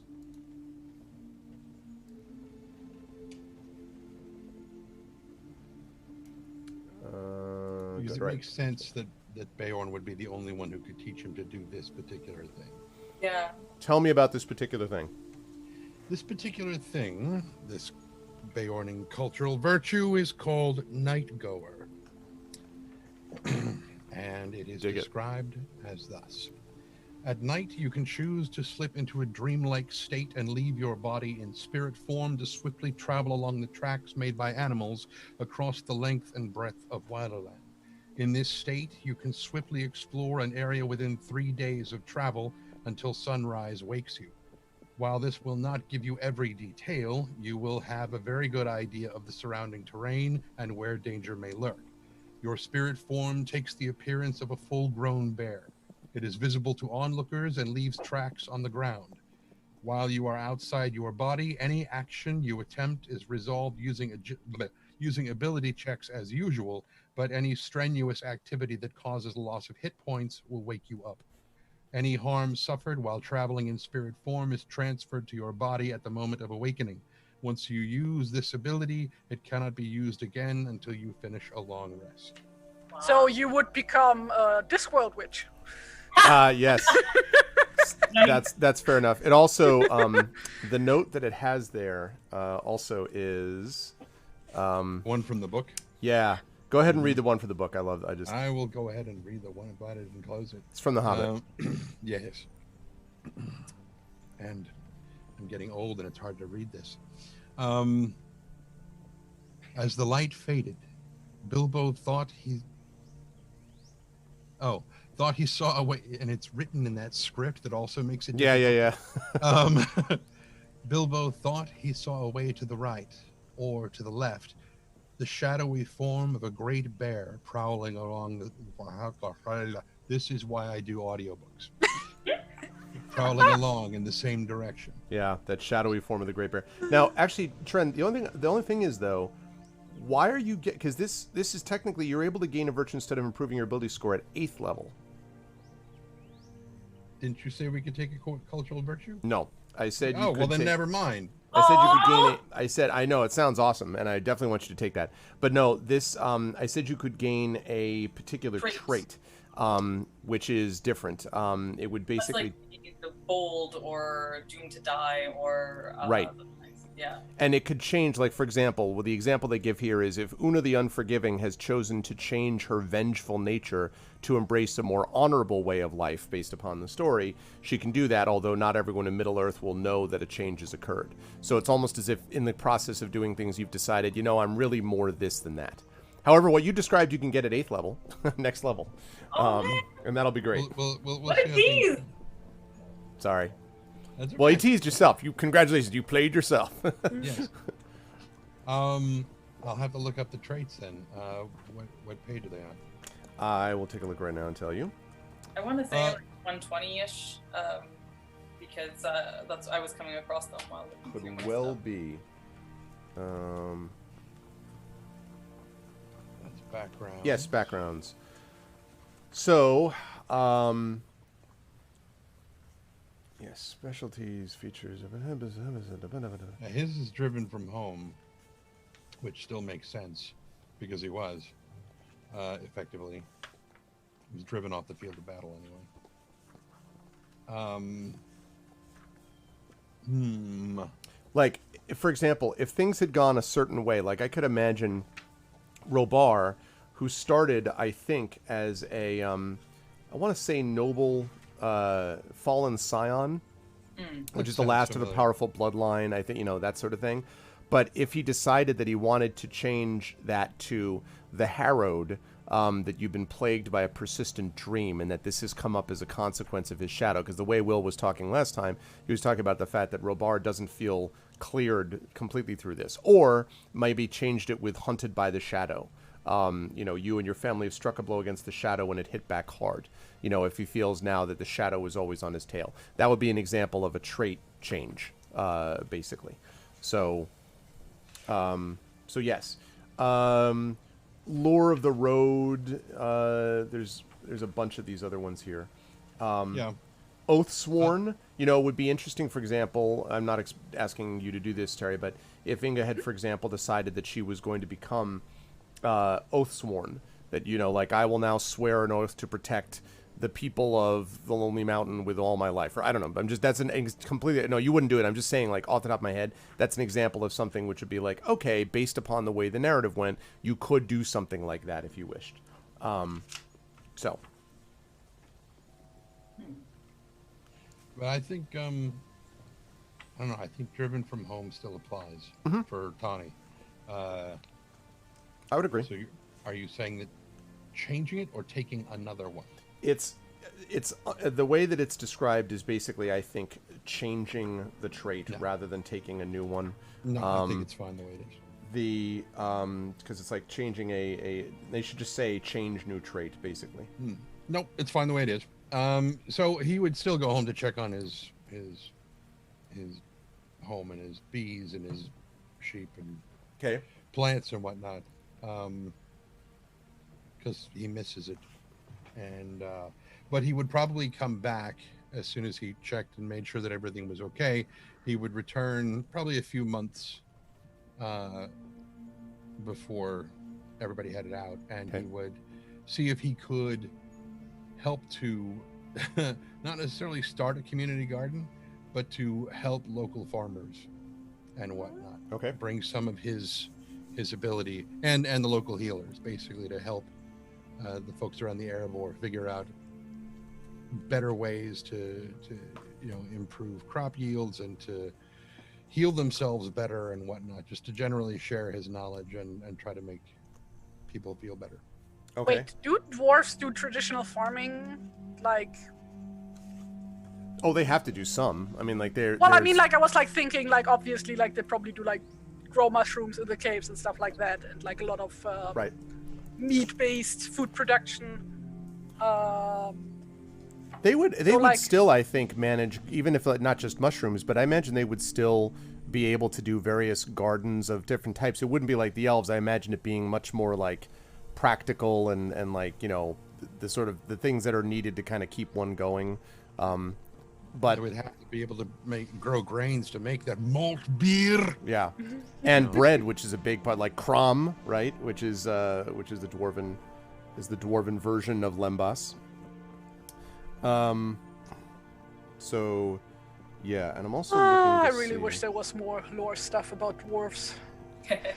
I need to give you this. I need to try to get you a PDF of this Lonely Mountain resource guide, Terry, because we have this as well. I knew I would see. This is why I opened this book. My subconscious is like, I've opened this book so I can tell them one other thing. Okay.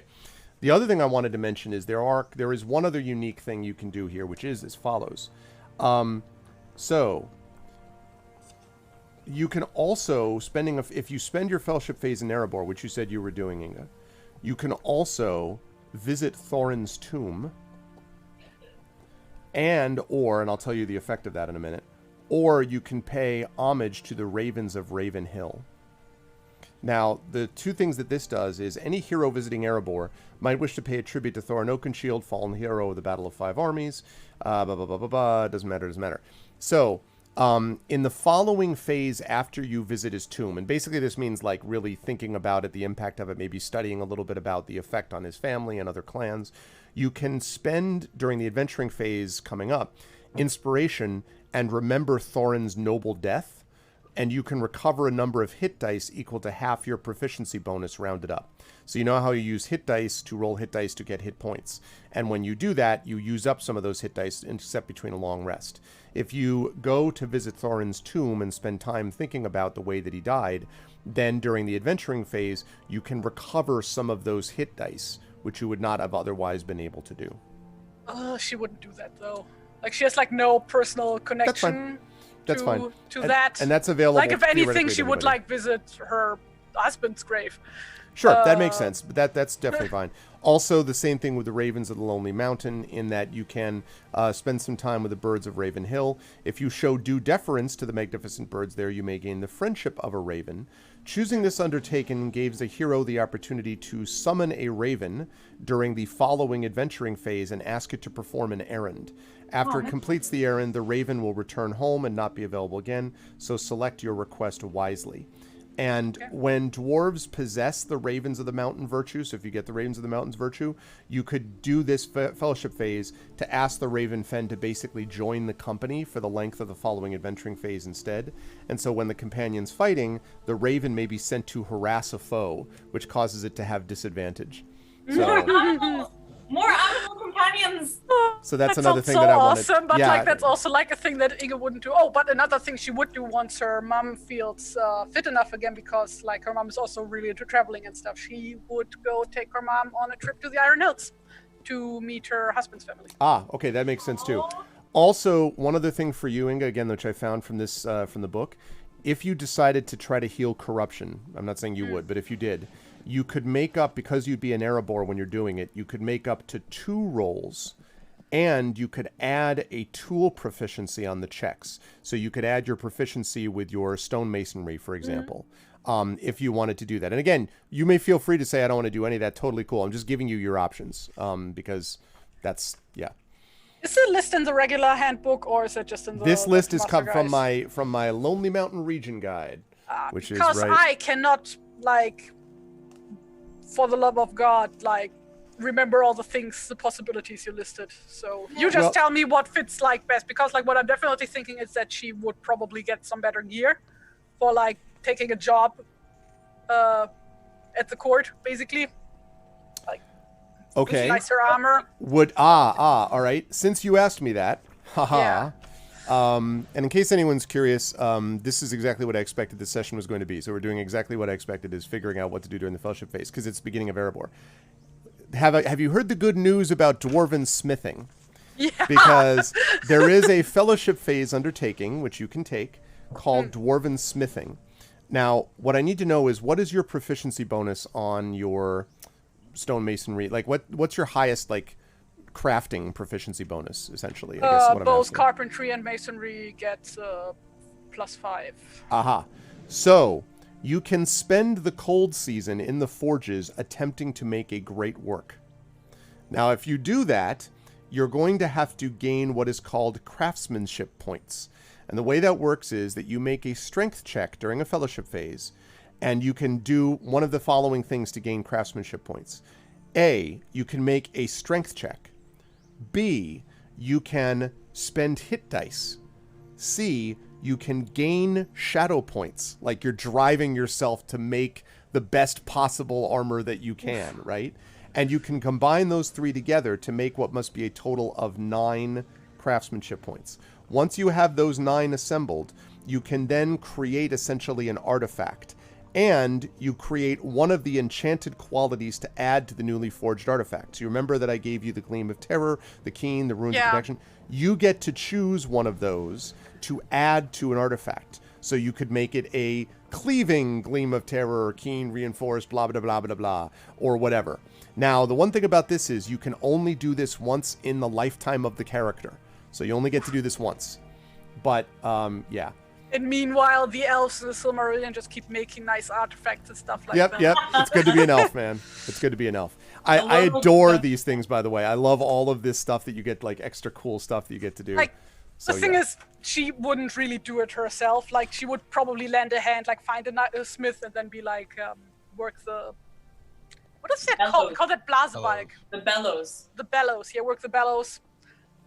Stuff like that. What if you were making something that was wooden? Or that was stone? In other words, not metal. What if you were doing armor. something... Well, not stone armor, but, you know, like, I'm trying to think of, like, I don't know. Anyway. No, But that's fair. that's not what she's doing right now. Okay. Totally fine. No, more like thinking, like getting some funky heirloom or something. Like, because I know there are like a bunch of fancy armor things that dwarves can get. Trying to find that page. Dwarf forge weapon and armor. Mm-hmm. There it is. And like there was like special gear, cultural heirlooms. There it is. Starting on page 156. Dwarves of the Lonely Mountain, X of Azulbizar. Azanulbizar. That is a bizarre name. Well, Then Dwarf Ward, Halberg, Helm of Awe. Those are the 3 things. This is just to double check. This is your level 7 level up, right? Yeah. Yeah. no, well, What? No, we're talking about the fellowship phase. Yeah. We're talking about the undertaking. That's another undertaking she could do. Is Because Smith. I tried to figure out what kind of things would like fit. What kind of rule mechanics would things fit her narrative and her character. Yeah. Yes, because Let me give you one other one actually, and this would apply for you or for Tawny or for the River or for Robar for that matter. So in Dale, which is obviously you could get there pretty quickly. There are also a couple of other undertakings you could have. So one of them is you could commission a smith of Anvil Way.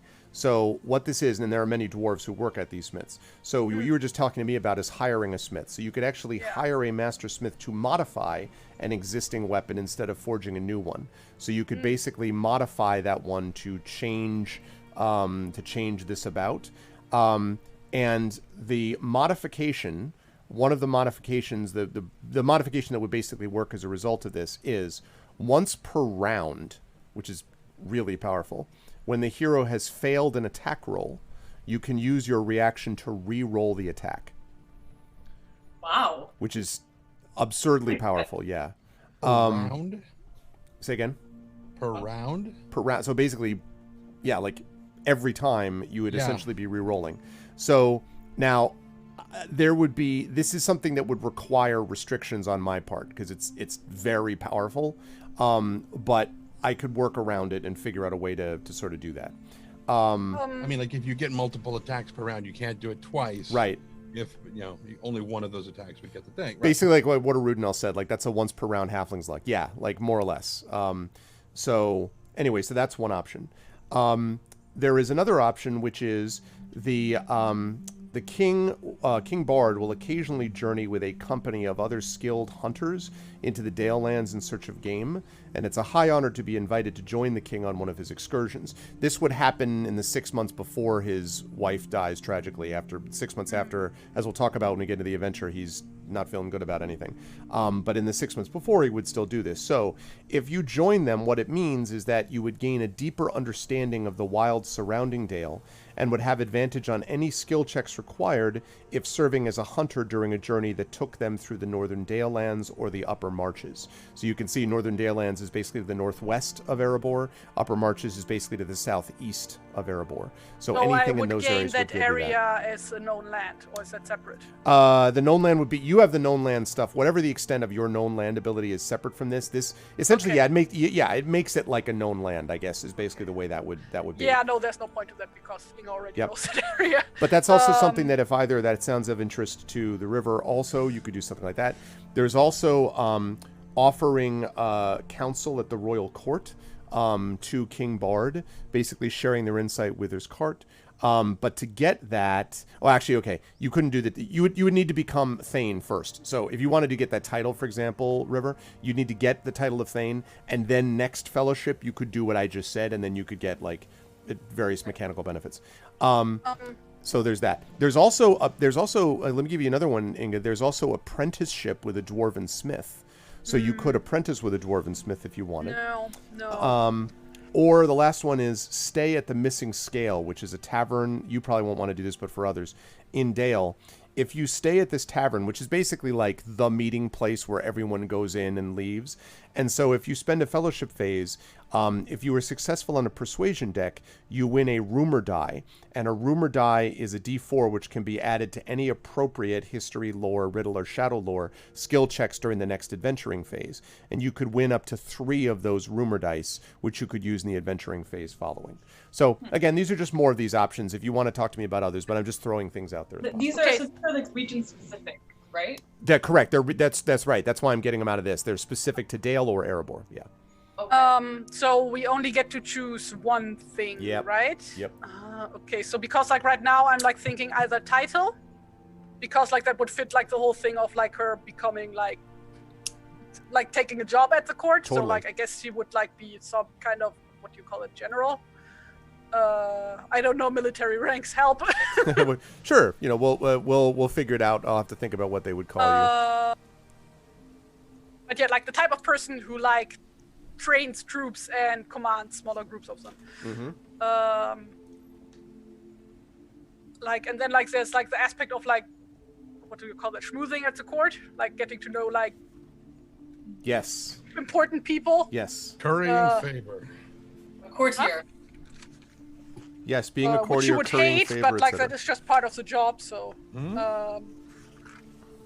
and so I can't get a cool armor set and get a title, right? Nah, no. Not both. But remember, there will be other fellowship phases in this adventure. This is just the one before Erebor begins. Yeah, I think that I'm gonna go with the title. I think that makes like the most sense. For Okay. I dig it. And well, I could buy some armor with my gold, I guess. yeah, I mean that's I true. mean, You could that's just- the thing. Like, if you're getting armor that is just kind of like a base upgrade instead of something that has cool features, presumably. Yeah, like you could, absolutely. Like within the adventuring phase, just Oh, buy yeah. some armor. Yeah. You know? for sure. Yeah, but like, I'm assuming like Inga would also get payment, like if she takes an official job. So Yes. so like, I guess you can like figure out for me how much, like, of a budget she would gain through that in that year, and then Well, I can this like. job pays with exposure. Yes, you would be exposed to danger. you see, Womp that's how it's paid. womp. So I will say, so like, So title. I'll come back to that in a minute. Yes. Terry, title. Yeah, sorry, Mel. oh, I'm just, I'm still, so like, we do want one of us to open a sanctuary in either Dale or,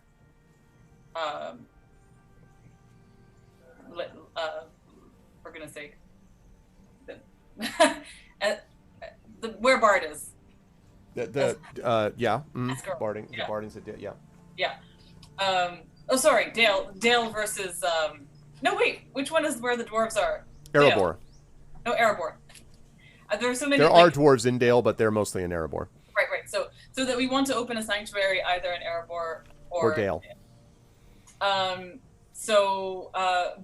it doesn't feel like River is the one to do that. Like, I don't know.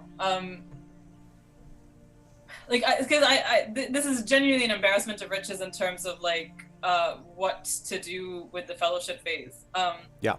Part of like, I as a player really want to kill corruption, but recognizing that the shadow has been halved, I think that I can take it as read that reducing shadow has taken place and that she is in a better place emotionally and stuff as a consequence, and so probably it would make more sense to do one of the other things. The thing that story-wise makes a lot of sense for her, I think, is to change her trait. I don't think she feels like she is doomed to die anymore. I think wondered, she feels yeah. like she has died and survived dying.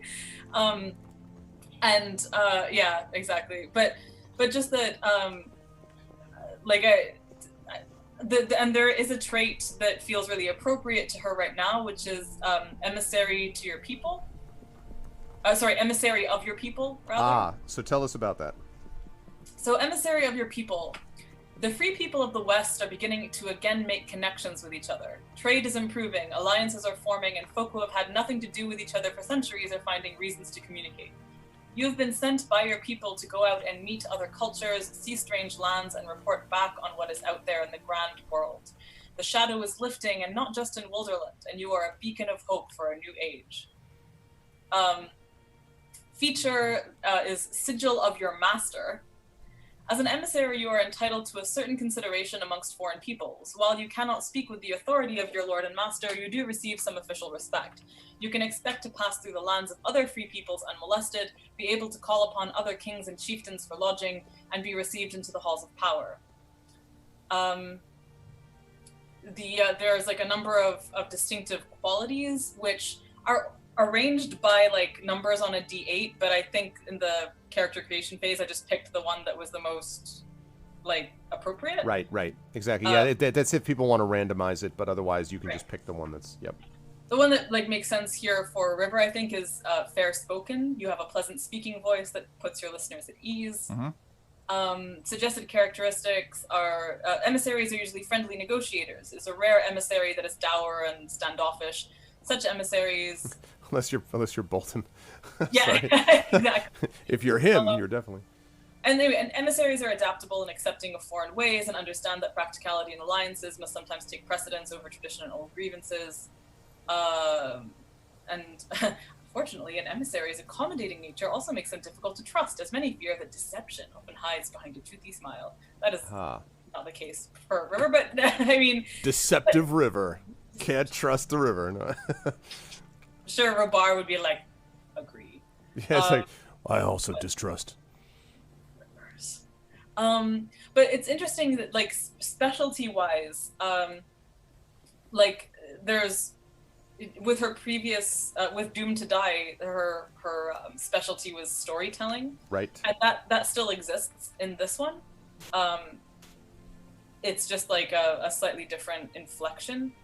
Yeah, I mean, I like it. I also think I think this matches the beginning of the second half, essentially, of the adventures for these companions, because, you know, I guess it's possible that we could have you adventure into level 20s and beyond, but my guess is that Erebor will be the campaign that, one way or the other, concludes the stories of these characters. Right. And so, in the sense that you're kind of, you know, at the age of whatever you said River was, 27 is not exactly a midlife crisis, but, yeah, like... she started, like, when she met everyone else, she was 20. So, like, I want to say she's like 23 or 24. 23, yeah. So it's definitely not a midlife thing, but it definitely is something where she's been through enough to make alterations in what she perceives as reality. So I think that's perfectly reasonable without being like, all of a sudden I am a money-grubbing, suspicious thief or something, which has nothing at all to do with, you know. Yeah. So yeah. So the thing is, like, this makes sense, but it is such it's such a qualitative change as opposed to, like, I don't know. It feels like something that isn't something that happened over the course of the fellowship phase so much as like the end of the adventuring phase. Whereas the stuff that I imagine happening in the fellowship phase is like, you know, recovery from the adventure for sure, visiting her family for sure, spending time with Ash for sure, but also like, you know, getting like doing something constructive, I guess. Yeah, but I don't actually agree with you that it's at the end of the adventuring phase. I think that you're much more likely to be pondering the effects of what you've experienced over the course of that fellowship phase, which is very in line with what Frodo, Sam, when they're at Rivendell, you know, if you think of Rivendell as an example of in The Lord of the Rings, as a fellowship phase, which is really what I think of it as, or when they're in Lothlorien, you know, and they're there for at least a month, right? Those are essentially fellowship phases, and they are in the process of processing what happened to them. So I actually think that a change like this, which is pretty fundamental, where you're like, I guess I really did die, and in a way, and have returned, you know, but did not actually lose my existence, you know, or whatever your process is. I think that's more of a fellowship thing to do. In fact, I think you would figure it out as you were spending time with Ash and, like, you know, the whole bit. So I'm, you know, again, doesn't mean you have to take that, but I'm weighing that versus, I mean, it sort of almost feels like a like a selfishness versus unselfishness thing, where that would be one thing, but, you know, actually, if the other thing that she could be spending time on is, you know, getting a tract of land for Ash and Ash's people to be like autonomous and a community in Dale, then she would probably do that. But on the other hand, that's also like the consequence of being given a title, right? Or patron, I can't remember. Yep. Well, anyway, so there's also a kind of like, I don't know, outward being covered in glory thing. I don't know. I'm very, very torn between these things, especially because I feel like yeah, I don't know. I just like it's I don't know. I'm very torn. Someone else.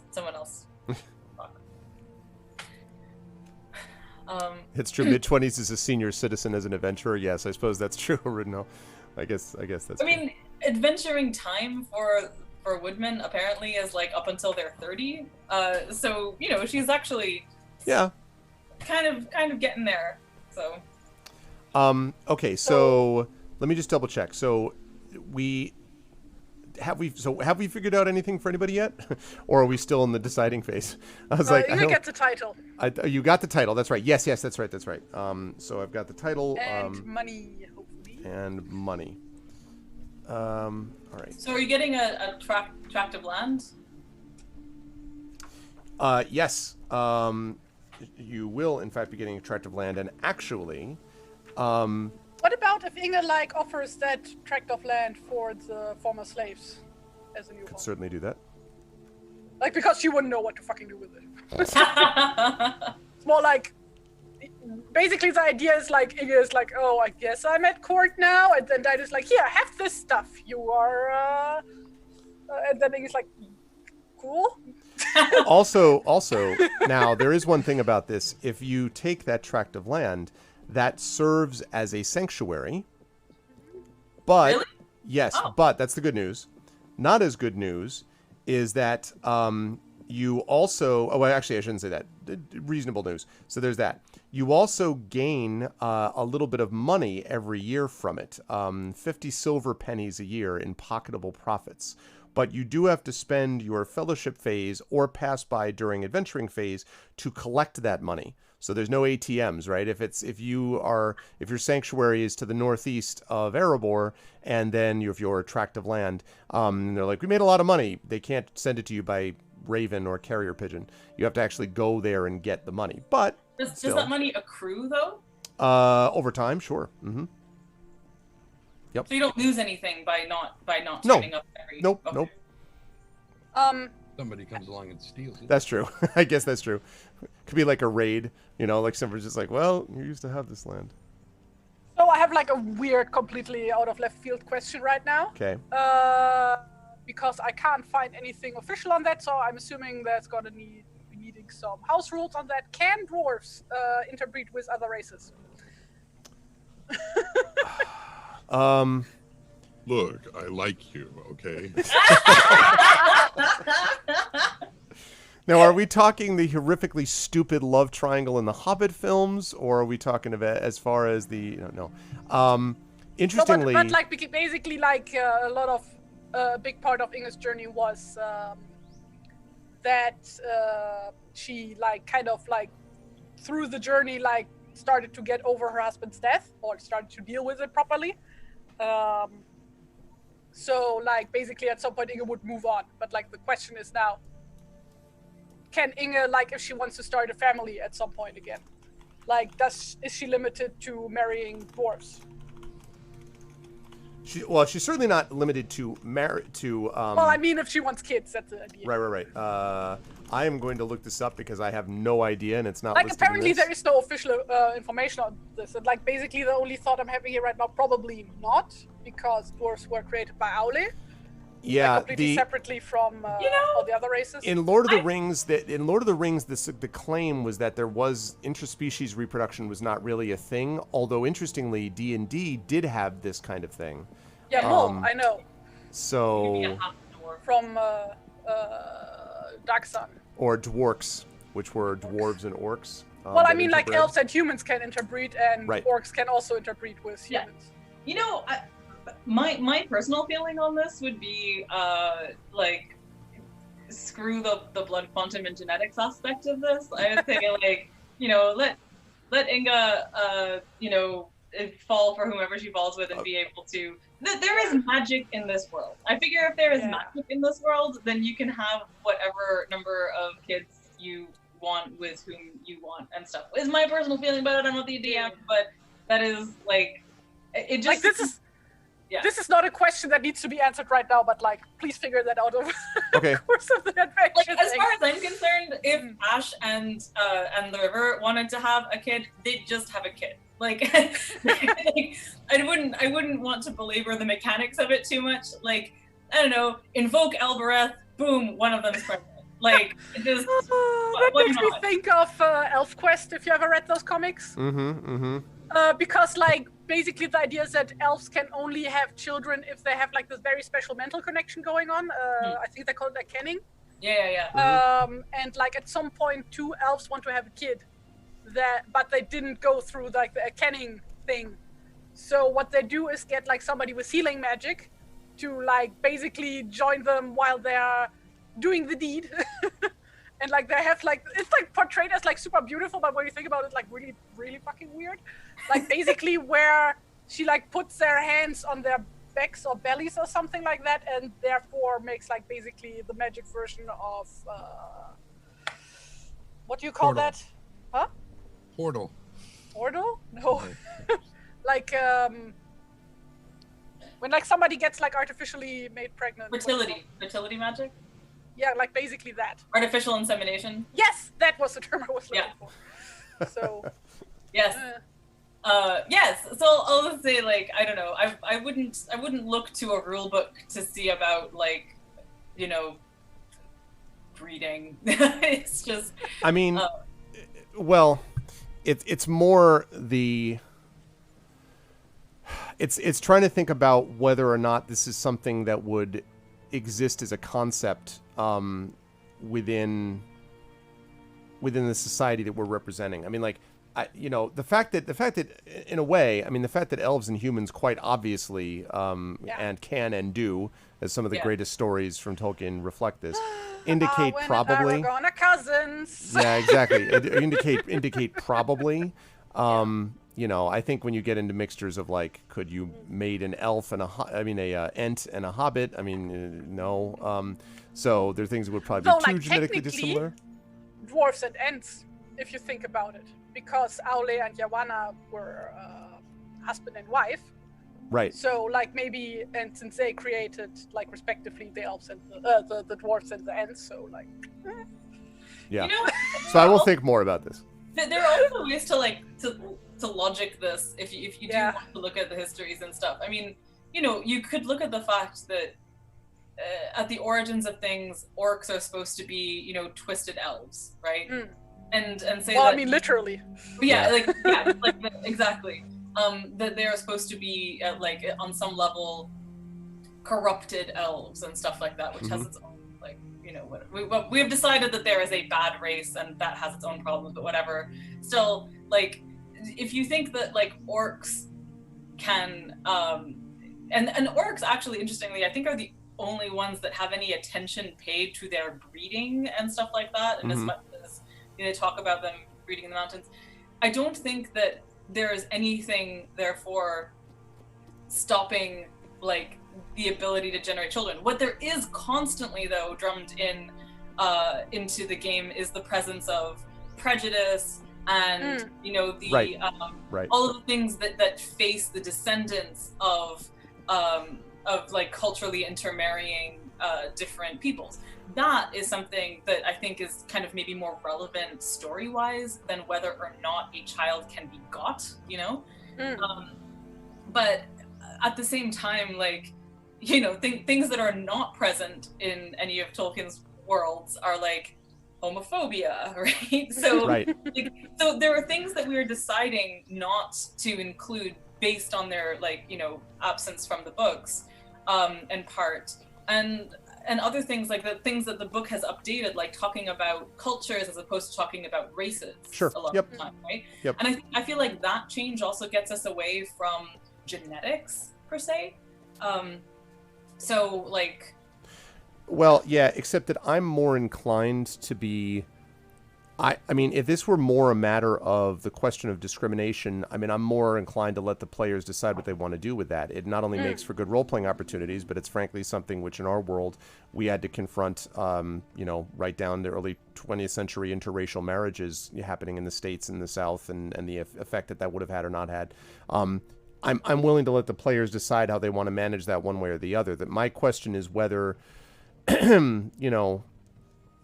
because the reason is that there are touchstones then, I mean, whatever. I can adjust anything, I guess. There are touchstones that don't make as much sense in terms of the way the adventure plays out, but I can always adjust that on the fly. Anyway, I'll think more about that. I mean, I certainly in general terms am willing to consider just about anything. So I'm not opposed to the possibility of doing something along those lines. And so I would say I would say it's definitely not something I would just immediately rule out of bounds. So that's what I would say about that. Just like would affect like certain role-playing situations, like in the future. I don't want to spoil too much because I've planned. Yeah. No, I got you. That makes sense. But yeah, like the thing is like specifically with dwarves because like Tolkien sadly didn't write a lot of things about like just like dwarves at their homes, basically. Right. Just regular everyday stuff. So like I have to headcanon a lot of things. That's fair. Yep. One totally of fair. which I like basically stole from Discworld of all places is like that basically the idea that dwarves only have one gender. Like, yeah, okay, like Inge goes by female pronouns, but like if they were like actually speaking in like the languages of Middle Earth, like no, she would just basically be going by male pronouns, basically. So kind of. So yeah. I don't know. Okay. Just a lot of headcanoning going That's on. okay. To be continued. As far as the title is concerned, what I think the title that you would be given, I think is you would be given something basically along for example, you wouldn't be given this title, but the rock carver, the stone shaper, the axe wielder, the things along these lines, right? Am I going to get like an Oakenshield style Well, title? well, so, but Finally! right, so that is exactly, yeah, exactly. cool. What I think you would be, I think what you would get from this, and I'm trying to put together in my head all of the, okay, I have like two possibilities in my head. So, all right, that part of the title, the sort of cool part of the title, the soporific, the additional aspect of it is fine. The honorific, that's part. I'm trying to think about because it doesn't actually list it in the book anywhere, about what because in any other context, if you were from the Bardings, the title you would get is Thane. If you were with the Bjornings, you would also get Thane, but spelled differently. If you were Elves of Mirkwood, it would be Elfriend. Men of Bree, you'd be Worthy. Men of the Lake would be Burgess. Men of Minas Tirith would be Guard. Riders of Rohan would be Esquire. Hero of the Woodmen is the Woodman. So there's titles for everybody, except for dwarves, where it says, the dwarves do not grant titles to adventurers not belonging to their culture. Thus, a non-dwarven player or hero may not choose the received title undertaken for the dwarven culture. I'm like, great. Let's say that I do have a dwarven player hero, though, who would like to get a title. Could I please have a title book instead of being like, oh, because I have a dwarf who would like to take this title, please. I need to think of a title that is not, I mean, again, I can figure out the other part, but I mean, dwarves are like obviously very much inspired by Nordic culture, right? Right, So sure. it would make sense to take a title from that. So I'm gonna go do some research on that. But actually, that is Thane. Thane is that exactly. Oh, that is that. That is Okay. Nordic. That's what I was gonna say. It was Yep. like actually, it makes a certain amount of sense if it's just Thane, spelled slightly differently across cultures. Yeah, how about just Thane, but with With an EY. exactly. Thane. Maybe they pronounce it Vane on account of like. Oh. You're that's so interesting. vain. You probably So think apparently, this dwarf is Thane is like from the same word family that, like in German, we get our words for, like our oldish names for boy, servant, and warrior from. Yeah. So then why don't we It's just like do funky. So then let's just keep it like that, because you're right. I mean, it Yeah. would probably be the same. So then it would be, I'm going to just house rule this immediately, Theyn. I don't see why it wouldn't work. Just make it Thane. It's the same. It works the same. And Wait. How did you say that? Thane. H. It is pronounced Thane again. No. Just How like did you spell that? Sorry. Theyn. Oh, okay. It also has the added benefit that every so often you could be like, "Are you a Thane?" You could be like, "Hey." No, I'm just kidding. Yeah. Never mind. I don't get it. I was doing an A joke. Hey. Anyway, it doesn't matter. No, I don't get it. Still. That's What was the pun? well, because A is because It's just a thing that people Oh, say. Thane! Yeah. That was a joke. Okay, yeah, no, I know what an it was a A terrible joke is. that I'm sorry I had to explain in any respect. Yes, thank you. Amal put in chat like just do a bunch of Y's and it all makes sense then. Oh man, yeah. Watch Happy Days. Exactly. So yes. All right. Now. Actually, I'm gonna look up like some dwarven vocabulary. So. See about the title.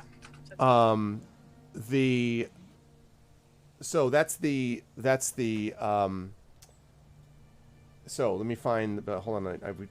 So I don't lose the word that I was giving you. So that's that part. But the other part was. Let's see.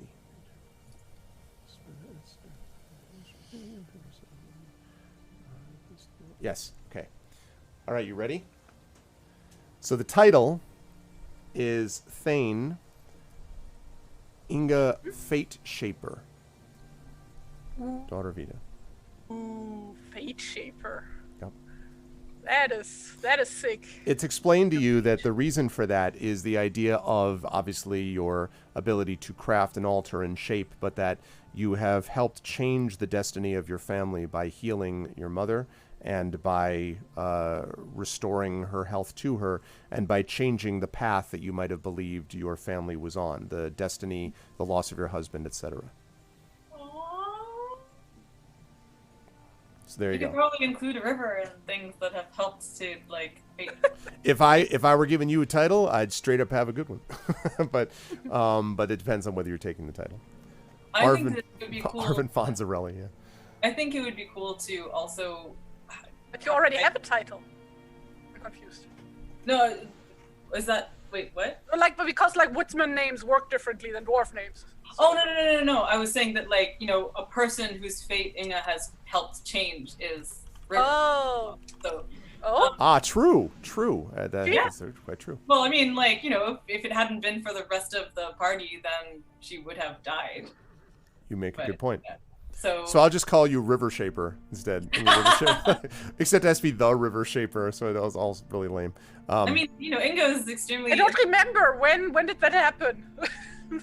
Well, like the last, so in the when we were fighting and waiting for the dragon to turn up and stuff, like River straight up died. Like I had to roll 3 successes to come back and stuff. Oh yeah, true.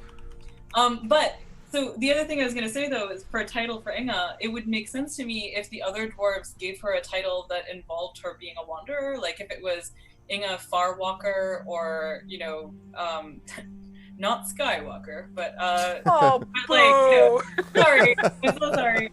But something to do with like the fact that one of the things I imagine you bring to the table in terms of being a counselor is your experience of far off places, and the that is a big difference in a secretive dwarf society and stuff. I thought about like especially because like dwarf titles like are very much what the person does. I mean like Oaken, like Thorin got his title because he used a piece of oak as a shield, right? So, right. But the thing is, the reason that I thought about that, but the reason that I didn't want to include that here is because what the dwarves are responding to is Inga returning to her home to save and preserve her family. It was not about her travels. It was about her returning to home. I mean, having learned from her travels for sure. But this feels to me like something they might have given her on the onset of travels elsewhere, as opposed to, she has returned home, and so this is what we call her. That was my thought process. I think that Fate Shaper is an extremely cool name, and I'm only offering this to say, like, I feel like this also, like the word to cleave, kind of contains its opposite and stuff. Like, they sent her very far away in order for her to return and bring the healing thing. So I feel like, something that says that like she journeyed far and has returned essentially is can also be silly sounding if we like go back to like Nordic things. I mean, one possible interpretation of Ragnar Lothbrok's title is Shaggy Pants. So would you like me to call it Inga Shaggy Pants? Because thank you, I'm good. Inga Shaggy Pants. I'm good, thanks. No, that's it. That's it now. That's locked in now. Inga Shaggy Pants. No, I'm kidding. Oh, that would be a terrible thing to call Chat's got some, like Inga the Endless Road. That's not bad. But again, it's like it's coming back though. Or Inga Walker Sky. Yeah, Burner. Listen, Jedi Burner. I'm not gonna take from Jedi Burner. No, Burner's awesome. But Inga Hearthstone. That's we should do that just so I could see how long it takes for copyright strikes to flow in from Blizzard like nobody's business. I briefly caught up on chat too, and I wanted to say that I extremely appreciate Ardenel's insight into the river's potential trait change and stuff, as I consider these things still. Also, like Walker Skywalker it, would be like way more appropriate for Robar, given that he rides eagles. Yes. That's true. No, like actually. his title would be Eagle Rider. Eagle Rider, exactly. Yeah. Or Anduin Hater. So we've got. So yeah, I mean, Can we just call him Sugar? Because like that's a thing in German. Like when somebody doesn't like it's like, oh no, it's raining, and like it's just like a little bit of a drizzle. Like you call them, like you say, are you made from sugar? Because sugar dissolves in water. Wow, Yes. that's cool. Isn't it? Oh man, I've totally said that expression at times. Like if you're, it's like, oh, I don't want to go out in the rain. I'm not made of sugar. You know, like Yeah. yeah. That's like a very common phrase in German. So.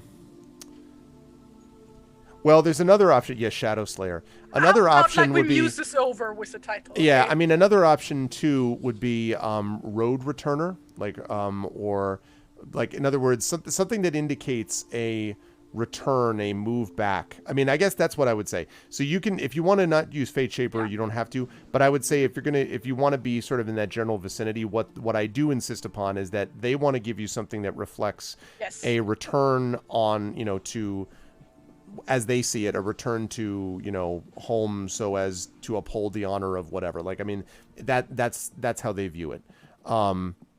And so, yeah. And remember, it's their title that they're giving you, not necessarily one that you're accepting for yourself. But I'd certainly be willing to have slight alterations. Either way, so you're going to get a title, cool. and that's what we're looking at, and that's what we just mentioned there. Now, as far as the place that's concerned, so you have actually two options here.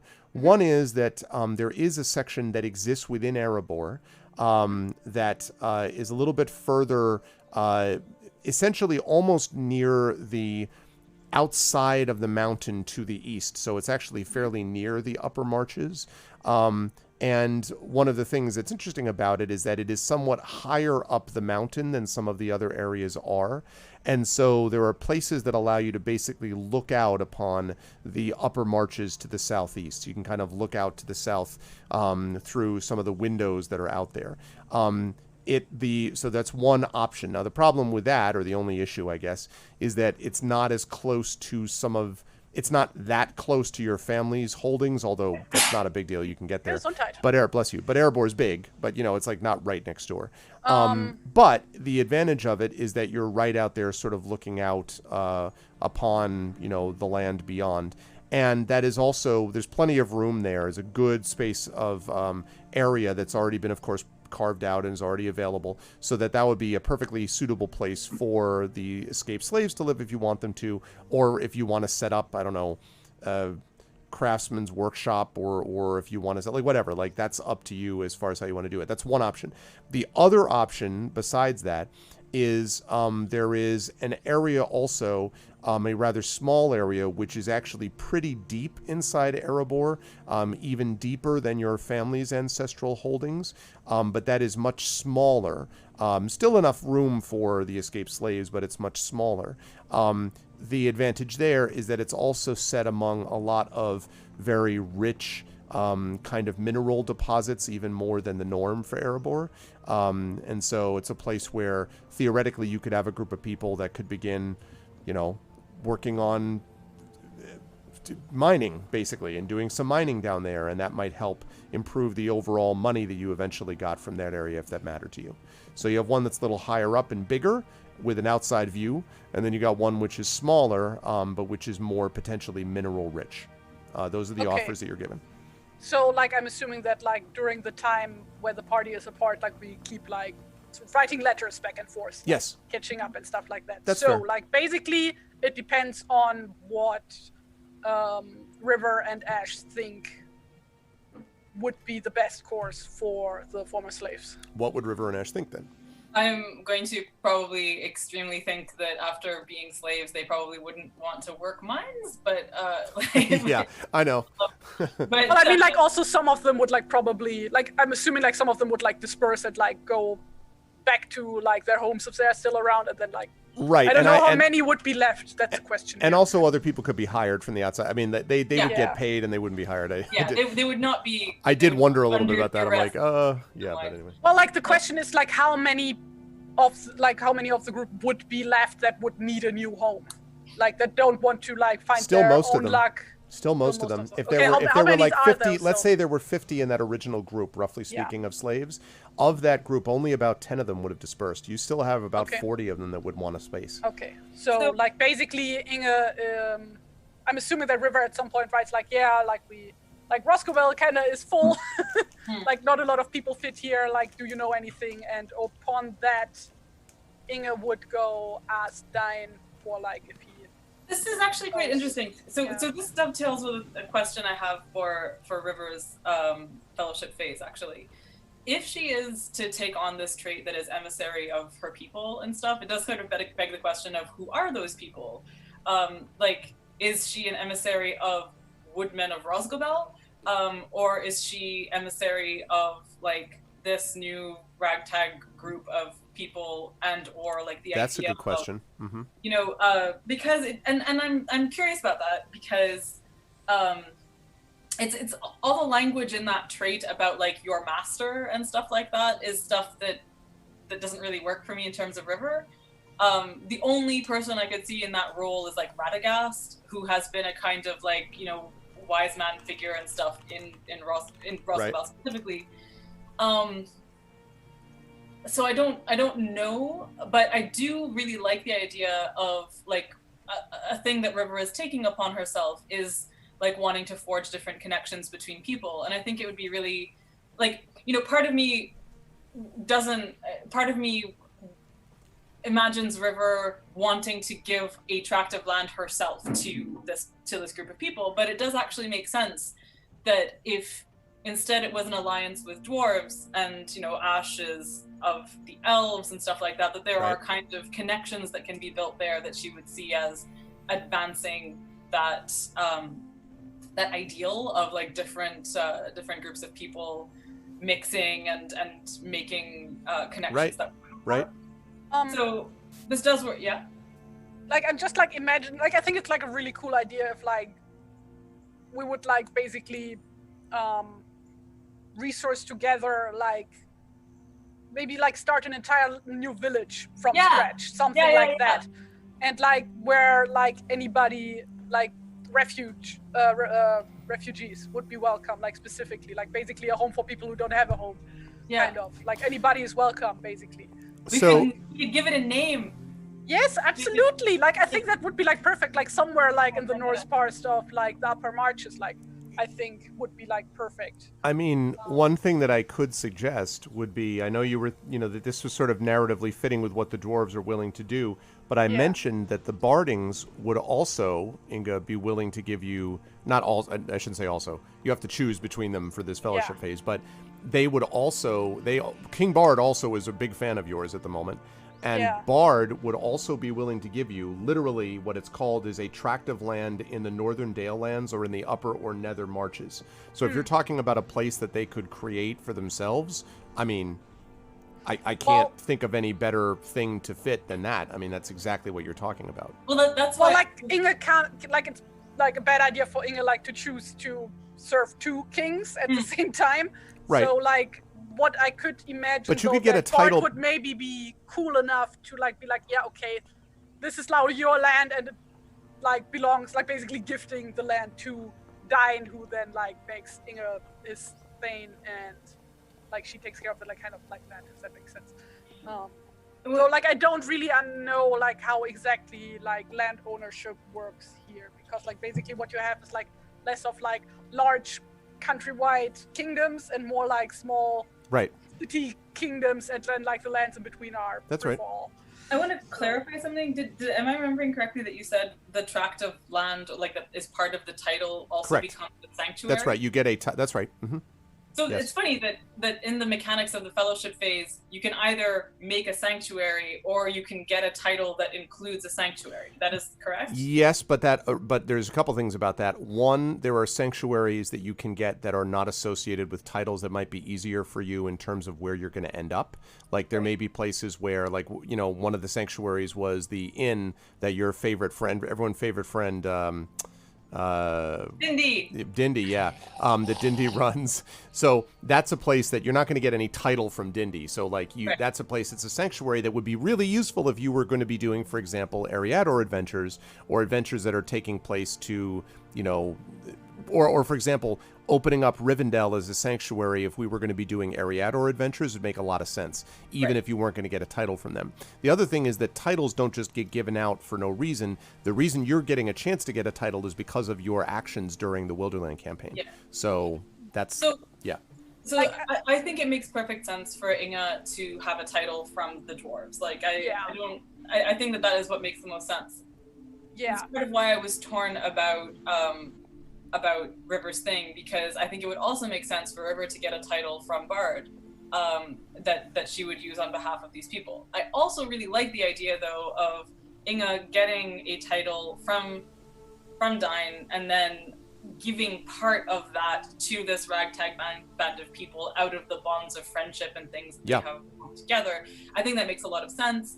It would be, I like a thing that would be cool is if like King Bard saw this happening, perhaps as a consequence of River writing to him, and collaborated with King Dine to find a borderland between their two countries that he could grant. And like, I mean, of course we haven't like met like the wood elves in a quite long time. Not wood elves, the gray elves in quite some time. It's the Elven King's halls. But like I could like easily see, because this is such a mixed group, that they would like all be like, yeah, okay, we all collectively are gonna support this new settlement and like put it like come somewhere here-ish. Like that would be one idea. Can I also just get a quick check? Like, did Trent decide what Tawny is doing? While this discussion has been going on, I've been mulling over possibilities, because I had my idea for the and then I undercut it with the power right of but I think I think it was actually good, because it gave me, in conjunction with all of the stuff that's going on, it gave me a better idea, especially as far as not only role play, but resolving one of Tawny's biggest problems with his past. And that was his behavior during the Battle of the Five Armies. I think that if, because of his efforts to be a healer and to make up for this, everything that he did back then, if part of that reconciliation eventually became Bard saying, look, we forgive you for what you did, and you've proved that you're better than you were before. If, as a reward for that, Tawny opened the sanctuary and the elves got to stay and everything, or I'm trying to I have a better idea. This is a good idea. No, I'm going to go along with what you're saying. This offer of title was obviously not given from Dane to anyone else other than Inga because of reasons we just described. However, the offer from King Bard would go to anybody. I think what you're basically suggesting is that you be given a title from Bard, because that would give you the forgiveness aspect. They would give you the tract of land. You could then take that and give that to the river. That would fit with the whole found family business that you talked about at the end of the last adventure. And that solves a lot of these problems. Plus, it allows them then to work on this community garden that you wanted them to be building anyway. So those who don't want to mine can actually grow food. This is, to me, how we solve that problem. Because if you're willing to do that, they would absolutely be willing to forgive you on that basis. It's not just, it's like Elston, it's like the other people that you met that were bardings that, were impressed with what they saw and some of whom recognized you. They would 100% be willing to do that. And then that would also be easy as far as title, because you would be a Thane, which is for you, Thegn. The settlement would be Dale, and the benefit would be a tract of land either in, and then you'd have to decide, the northern Dale lands, that's to the south, basically the west and north of Erebor, or the upper or nether marches, and that is to the southeast. So you would need to decide which you would prefer of those areas. As far as, for a title, he's called Tawny the Hearthminder, right? Already? Yeah.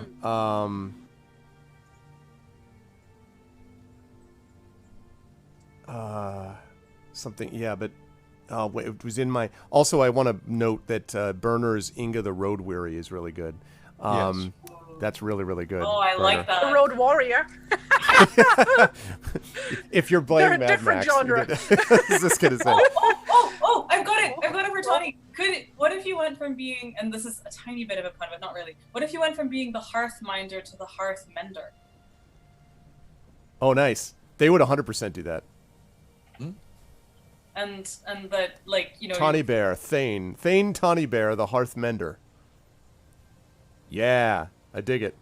And Well, then you make also, the I mean, and you like, make it is the a thing, biggest like so- you make the biggest honey cake store known to the east of Mirkwood. Like you just, you know. No, but anyway. Sorry, Terry. Like, I mean, it is a thing for characters in this setting to have multiple titles. I mean, Gandalf has like 1 billion titles. Yeah, oh yeah, absolutely. So Exactly. and that doesn't include like all of his aliases for when he went undercover with the elves and stuff, Yup. at the elves and stuff like that. So The Hearth Binder, the Hearth Mender. I like that. Tawny, if you're willing to do that, that would be good because it would solve one significant Yes, issue. that's the whole reason I brought it up. All right. So that's it. So then that's going to be what he gets. So you are now Thane, Tawny Bear, the Hearth Mender. Where do you want the tract of land for the escaped slaves? And also your community garden. I will to leave that to the river and the elves.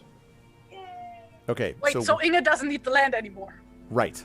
but you can still, I mean, I think that, I mean, it comes with your title, right? So it's not like instead of something. It's That's better- correct. That's correct. But also, Inga, look, one problem at a time. Let me get done with Trent, and then I'll come back to you. Okay. So River, where do you want? Would you prefer the upper marshes or the northern Dale lands? Okay, so I have an in-character question about that and an out-of-character question about that. Okay.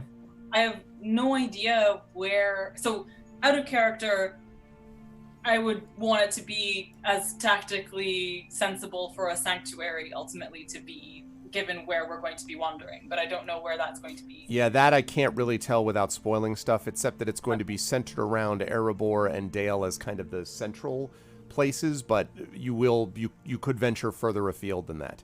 Okay. So Nether Marches is farther away. I mean, like, you know, that's I mean that's a good distance. You went down there when you had to go all the way down to deal with the, you know, crossroads of Selduin and all that. There's the other thing about it being farther away is just that it would also be closer to Rosgobel. True. That's very true. Well, what about here, which is right next to the old not right next to, but it's very near to the Old Forest Road. So you would then, you could then cut directly across, and then going down south from there, you would find yourself at Rosgobel. Or you could do, like this would be sort of the Nether Marches down here. The only thing is that you don't want to go as the crow flies, because then that means you have to go across the heart of Mirkwood, and that is not, those are not good lands. That's not easy. Whereas the Old Forest Road gives you a chance to be able to, it's still dangerous, but up here is less dangerous, but it's farther north, obviously, so yeah. Other question, like the color coding of these lands, does that mean something in terms of difficulty? Yes. So the long marshes is like Shadowlands or right. Weren't there like hags and stuff here? So like the way it correct? works is that lands like this are considered to be easy lands, and they are, because of the light brown, they are known to be also wild lands, so there definitely can be creatures that you can find, but they're not particularly difficult with sort of travel. This area is known as moderate, and so there's rolling fields and hills, there's some gullies to cross and so on, but for the most part, it's not, that big a deal, also a wild land. When you get into this area, like the Waste, you're dealing with hard territory. So very stony, rocky, difficult on horses' hooves, things like that. And you can also see this little symbol, which is a Shadowland. So this literally is a reference to a Shadowland there. Again, same thing here in the Long Marshes. Then we get into here, and we're dealing with what is known as Daunting. And this is actually a dark land. And so this is very much like all shadow points all the time. When you folks were up here at Withered Heath, that's why you were getting all those shadow points and all that stuff. That was a daunting dark land as opposed to Shadowland. So basically this area here is also a borderland. So this is pretty, easy territory. Plus, because of this, it's a borderland. So this is pretty easy to manage. Moderate is still pretty fine. It's wild, so you still have to be a little careful, but not that big a deal. And then it moves up in there in difficulty. This is hard. This is daunting. So yeah, and then there are a couple of areas which are impassable, although I don't know if we have any listed on this map. I don't think so. We just have daunting as the hardest one. So the options for where they should go then are either kind of here, right? Like, because I was looking Anywhere in the upper marches. Anywhere in the upper marches. Or anywhere in the nether marches. Or Okay. anywhere in the northern Dale lands. Gotcha. And we are presently, like, over here. Yep. Straight up in the middle. You're basically in between the northern Dale lands, the upper marches, the waste, and long marches to the southwest. Right. Well, I'll tell you what, like, I mean, River would discuss this with Ash and would say that it, like, you know, would basically ask Ash, depending on what everyone else's proficiencies are, what kind of, you know, what do their hearts yearn for in terms of mountains or fields or forests and things like that, and that depending on where they feel like they can build a home that feels most like themselves is what would probably guide that decision. Ash said, what Ash would clearly say to that is free open space with a view of the surrounding land. Because there's a little bit of the old leftover paranoia in the escaped slaves, mindset. They want to be able to see if people are coming. So that would probably not be close to the mountain, right? Right, Like, a little distant, but not. I mean, it can be if it's here. That's still fine. You know, it doesn't have to be here. Right. But yeah, right along the foothills, not so much. Yeah, you'd want it. Right. They'd want it a little further than that. And they probably want somewhere they could have like their own identity and Exactly. stuff. Yep. So, I mean, I'm sort of liking this splitting the distance between Roscobel because, you know, it's on her route home if she was visiting family. But, like, you know, again, River would not make that decision for her. So, the only thing that River would say in terms of, like, well, you know, it would be, I don't know where our adventures are going to take us next, but I wouldn't want you to, you know, build the future for our people based on what's convenient for me and stuff. So open land view of things coming. Yeah, I'm genuinely just going to leave it to Ash to choose in this regard. Okay, so I would say under those circumstances. By the way, Trent, it's THEG. There's no I in that. Also, because Inge has like a few of these areas as known lands, can she assist in like finding just the right spot for a settlement? Sure. Like, Oh yeah. Like her known lands are the Upper Marches, the Northern Daylands, the Iron Hills, and East Anduin Vales. No, So, absolutely. She could do Okay. that. Like maybe she has like seen like this really nice hilly area, like with a big hill in the center where you can like see the entire surrounding land when the weather is good. Yep, I would say so. Let me Okay. see. Let me see if I can. Like I'm assuming find- the Iron Hills are not literal hills, like they're probably more mountainy. Oh, yeah, they're more mountainy. Yeah. Yeah. Okay. So. Okay, I'm finding. No, I'm not gonna buy another thing. Roll 20. Not today, Satan. All right. How I'm gonna about? go ahead and change River's character sheet from doomed to die to emissary of her people. Okay. That's what I want. I'm going to change Robar's title to The Buoyant. Amazing! The buoyant. Yeah, not concrete feet. Oh my god. Robot concrete feet. Okay. Doesn't really roll off the tongue. Here we go. So the suggestion is right about here. Right in the middle. Yep. Not impossibly far from Escaroth, not impossibly far from Dale. Yeah, also, you know, like, kind of easily- between here and the Iron Hills.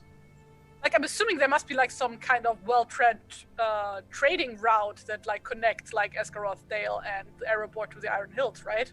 I wouldn't say a trade route. There is a fair amount of travel that happens between them, but there's not one official place, partly because the land is very hilly, and so it's Yeah. not always easy to keep it maintained. But again, you know, as it says in The Hobbit, the wild was still the wild. but he was never in any serious danger again. Like, it's still the wild, but there have been a lot of increasing settlements with farmers and stuff like that. That's the other thing. They're not going to be like 50 miles from anybody else. I mean, there are some other local smaller farms and settlements around the area that they can do. And there's also plenty of places here to hunt game, to, you know, build the community garden, to all that kind of stuff. So that is all part of this too. Yeah, I was just like thinking, like, because this could like easily like open up an inn there. For example, if some of the people there then would want to do that for like people who like are traveling from or back to the Iron That is Hills. a good, yeah, that's quite true. Yes, that's quite true. So that takes care of Tren, and takes care of Tani, I should say. Well, again, we'll leave Robar for the next time. So that means, where are we then with Inga and the river then? So the river, are you still? So then that would mean that, and that becomes the sanctuary that was opened up. But again, now that sanctuary, it is a sanctuary, but it's not right next to you. So you could still open a sanctuary if you wanted, if those of you wanted to, one of you wanted to do that. Or, so River, if you wanted to still switch the trait, which I still think makes some sense, you can do that safely now, when still have this other thing set in place. And assuming that's cool, then that would just be a question about what Inga would want to do. And what Robar would want to do. And what Robar, yeah, but Robar will wait to hear from next time, because, you know, to the winner goes the spoils, as they say. When, you know, he'll get a chance to pick his own. He'll still have plenty of options. So So that's that Inga's family is like absolutely tiny, it's like basically just her parents. Yeah. And I'm assuming, yeah, actually that would probably, let's just assume like the rest of the family died. That makes it easier. Fair enough. So like I'm assuming they live in a quite comparatively tiny homestead in the Erebor. Yes. Like Pretty small. So like I would assume that like the best idea would be that like Inga basically gets some real nice real estate to move her family into, and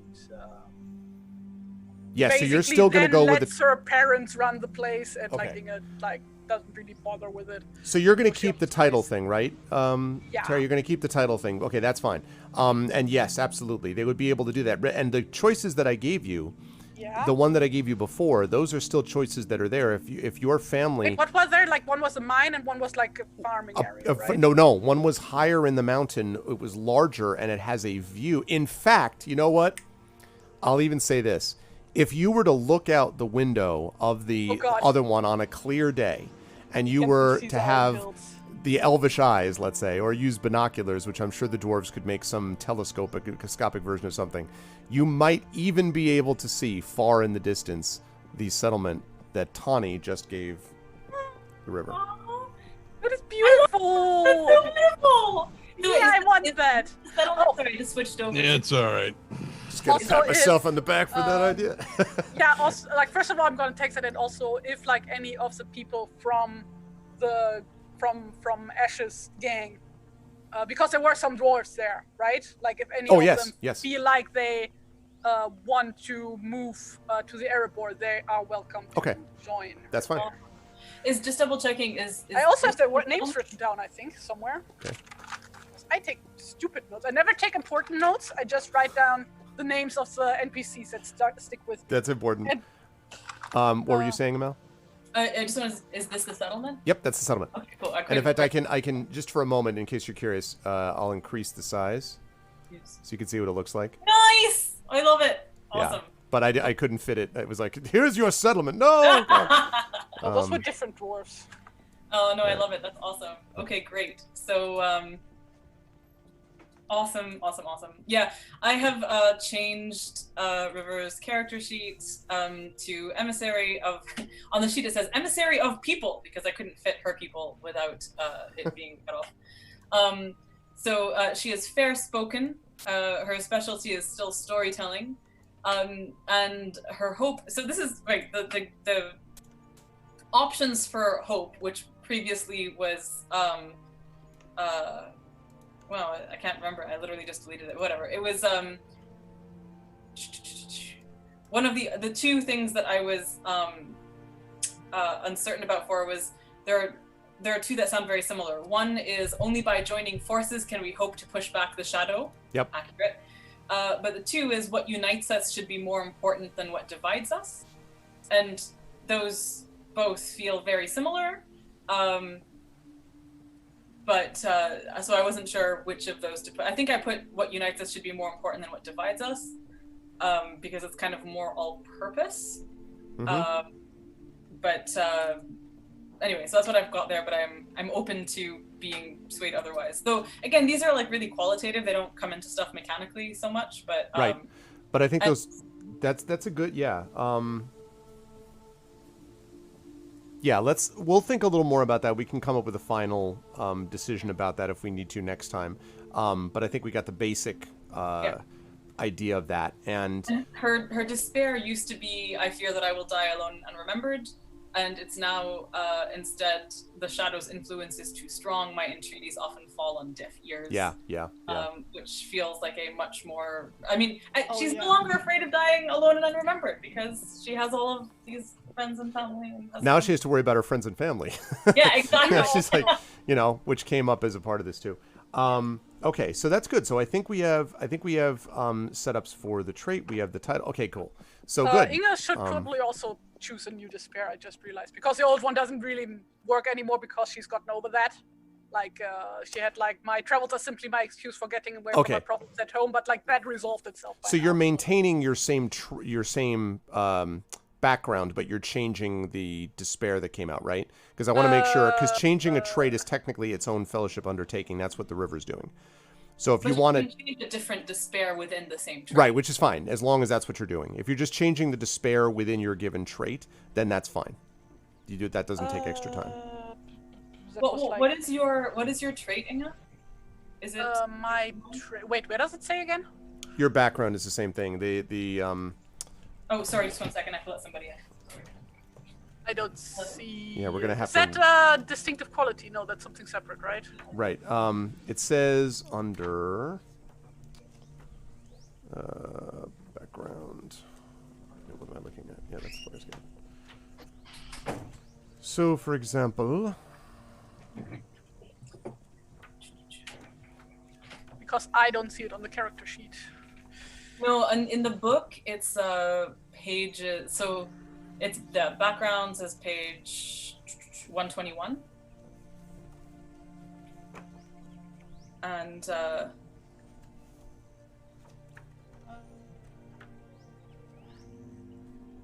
you sure? Oh, 120 actually. That's all these things. These 4 things make up the background, right? Yeah. Because I was like, there's no box on my character sheet that says background, so I was confused. It's the stuff that's to the right of the character, like to the yeah. Distinctive quality, specialty, hope, and despair. Exactly. Right. To the right of the point.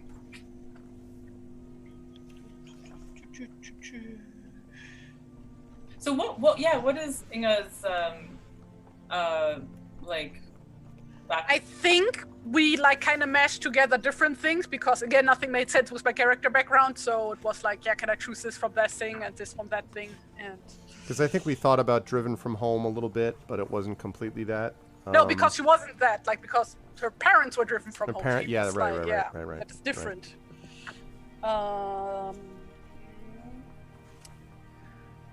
Let me check. Well, I will find that out. Just like, God, I had like a different thing. Oh yeah, basically like because like I talked about clans earlier. Like basically, I think with this Inga would like basically restart or like make a new clan because like most of the clan has died during Bauk's attack. And like now she's like, yeah, okay, I have no connection to my ancestors. Basically, let's start a new tradition. This is now my new clan, and like for the people, like the former slaves, like those who want to join are welcome to join that clan and be part of that clan. Mm-hmm. And that clan would then take the name of the title that I still need to figure out. Okay, so it would then be the house, basically. Okay, for that stuff though, because we gotta close up here because I gotta get ready for next thing. But That stuff we can do next time. That's fine. Yeah. We can, or rather, you can think about it in between, and then we can just bring that up, and we'll do we'll just do Robar's thing next time, and then we'll move into the Silver Needle, which is the first adventure of the Erebor adventures that'll be coming up. I do want to mention that will be beginning at the end of the summer of the year 2957, and it will actually, I think the way that we'll set it up is it will begin with the party having gone on a visit to this settlement to just kind of get everything set up and see how things are going. And it'll be when the party is returning to Dale and is coming back basically right at the end of the summer trading season. So Dale is always busy with merchants, but the summer trading season is some of the biggest, where carts are going up and down and all that sort of thing. So you'll be coming back from the settlement and basically going to Dale when the beginning of the adventure will happen, and we'll discover that the gate to Dale is shut. But I will talk much more about the details of that when we get there. So that's what we will be doing. But otherwise, what we got today, chat, was a good looking into the background. And in case you're curious, no, we don't always do that. In fact, we don't usually do this. But we did need to do it today because this is the beginning of a whole new facet of their adventure, the second half. And because there's a lot more involved even than most fellowship phases would actually involve. And so that's why they did that. And see, it all worked out in the end with all of them working collectively together. It was really cool. But I do have to kind of close up shop here because I got to get ready for something coming up at the top of the hour. So I will start, as usual, at the bottom of the column with Amal. So, Amal, are you excited about having your new set of, the background, the traits, the new adventure? You have thoughts about the adventure to come, I guess. Gosh, yes. It's cool. It's exciting. I'm still, sort of giddy with the thought of having a manageable shadow load again. But long may it not increase. It's weird, doing this kind of just seeing a level up as this feels like a very lateral thing instead. Just choosing very different, choosing to kind of incorporate into the character sheet changes that have been kind of accruing over time and stuff, instead of something that confers mechanical benefit is a tricky choice. But I think it makes sense, and I'm just glad of it. But it does feel like a kind of not reset, but just starting again from a slightly different place. Yep. And I'm looking forward to kind of incorporating that sense of newness into actually playing River. Yep. And also just I really like the idea that they're sending letters back and forth to each other, that a big part of the work of opening up the settlement, I imagine, will be I'm imagining things like River traveling up to see Tawny and stuff to hammer out details and stuff, and setting times for their next meeting as several months in the future. And I don't know, there's just a kind of weirdly relaxing quality to the fact that they have made Wilderland slightly that much more safe that they can start doing this kind of building together. So I don't know, all of that feels included in this choice of character expression, and I'm extremely excited to be able to attack twice on one turn. I was gonna say, excited. let's not bury the lead. So yeah, that is very, very cool too. I imagine River's also playing a lot of harp, but not the cool Gandalf given harp, which was sacrificed to their. But listen, for good purpose though. For very good purpose. Actually, maybe it wasn't even broken. Maybe it dangles still from that ceiling. And true. It's maybe you could make a return there someday, and Slowly absolutely not. Insane. Anyway, I do like the thought though that if it's still there and intact, that maybe Raynar is enjoying its Aeolian qualities in that chamber and stuff. Maybe it's making him more mellow. I don't feel like eating everything anymore. Okay. Yes, music to soothe the savage beast. Yes, exactly. But yeah, so this was very relaxing actually. This whole process, I really like just being able to hammer this out with with you guys. That was awesome. So yeah, and I'm just home on the internet. All the cons are virtual now, so I am going to be at the Locus Awards weekend on June 27th. Mm-hmm. I think there is some other thing on the, I don't know, it'll be after next session, so I'll figure that out and get back to you. But otherwise, I'm on Twitter sometimes at Tithanai, on Substack, which is like an email newsletter situation, at amal.substack.com. And again, this is my book that I like very much, that I co-wrote with my friend Max Gladstone, and it's queer, it's here, it's Pride Month, so yeah.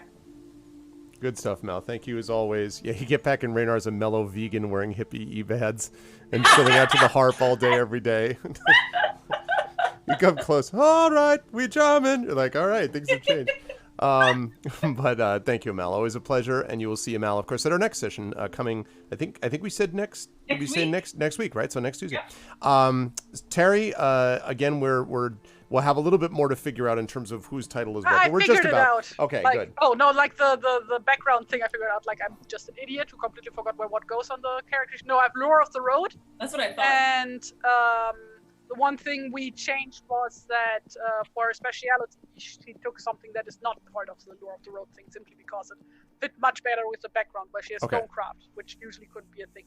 Okay, but like her despair currently is my travels are simply my excuse for getting away from my problems at home, which I think her character developed away from at this point.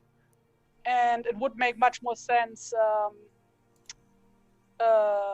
that I would go with another despair from the same background, which would be, I've seen nothing in my travels that suggests that we'll be all right when the shadow descends upon us, which is just so fucking fitting for her character at that point. I wonder if that makes more sense than my experiences against the shadow may come back to haunt me. I don't want to be home when that I don't know. It's entirely up to you. It's just that like no, that wouldn't really be happening. Yeah. Because like Inge feels like the Erebor is a safe place. Like of all the places to be, like she thinks the Erebor is like one of the better places to be at this point. But like, yeah. Gotcha. And you can talk it over the next week. And but yes, like agree. That is that. Where will they find you on the internet and places? At some point on a Tuesday here. Other than that, on Twitter and on Instagram at TariToons, and that's me. Good stuff. Thanks, Terry, as always. Great pleasure. Always a pleasure to have Will with us, but when he's here, but he was not here today. But we will have him back next Tuesday, and we will find out what Robar was doing as he was getting the title of Robar the Buoyant, Robar the Floaty, Robar the Water Wings, the Robar of the Water Wings. Cool noodle. The noodle, yeah.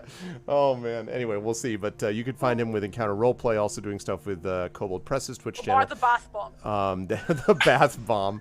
And we'll have him back with us next week. Last but certainly not least, Tren, that was a really cool, I like the fact that we were taking all that in, and then you were like, here's how we solve these problems all at once to get it all together. So that was kind of nice. How are you feeling about Tani? And I can't wait for I hope you stick with that thing that you were planning on doing for when you do get to level 8, because I think that's really cool, and I hope you do. But anyway, so how are you feeling about the adventure ahead, I guess, is my question. It's still kind of ethereal for me, so I don't know how I feel about it yet. Yeah. But I'm hopeful. It's I'm definitely looking forward to it. Yeah, for sure. But I'm beyond that. It doesn't quite. It doesn't exist for me yet. It will soon. Yes, soon.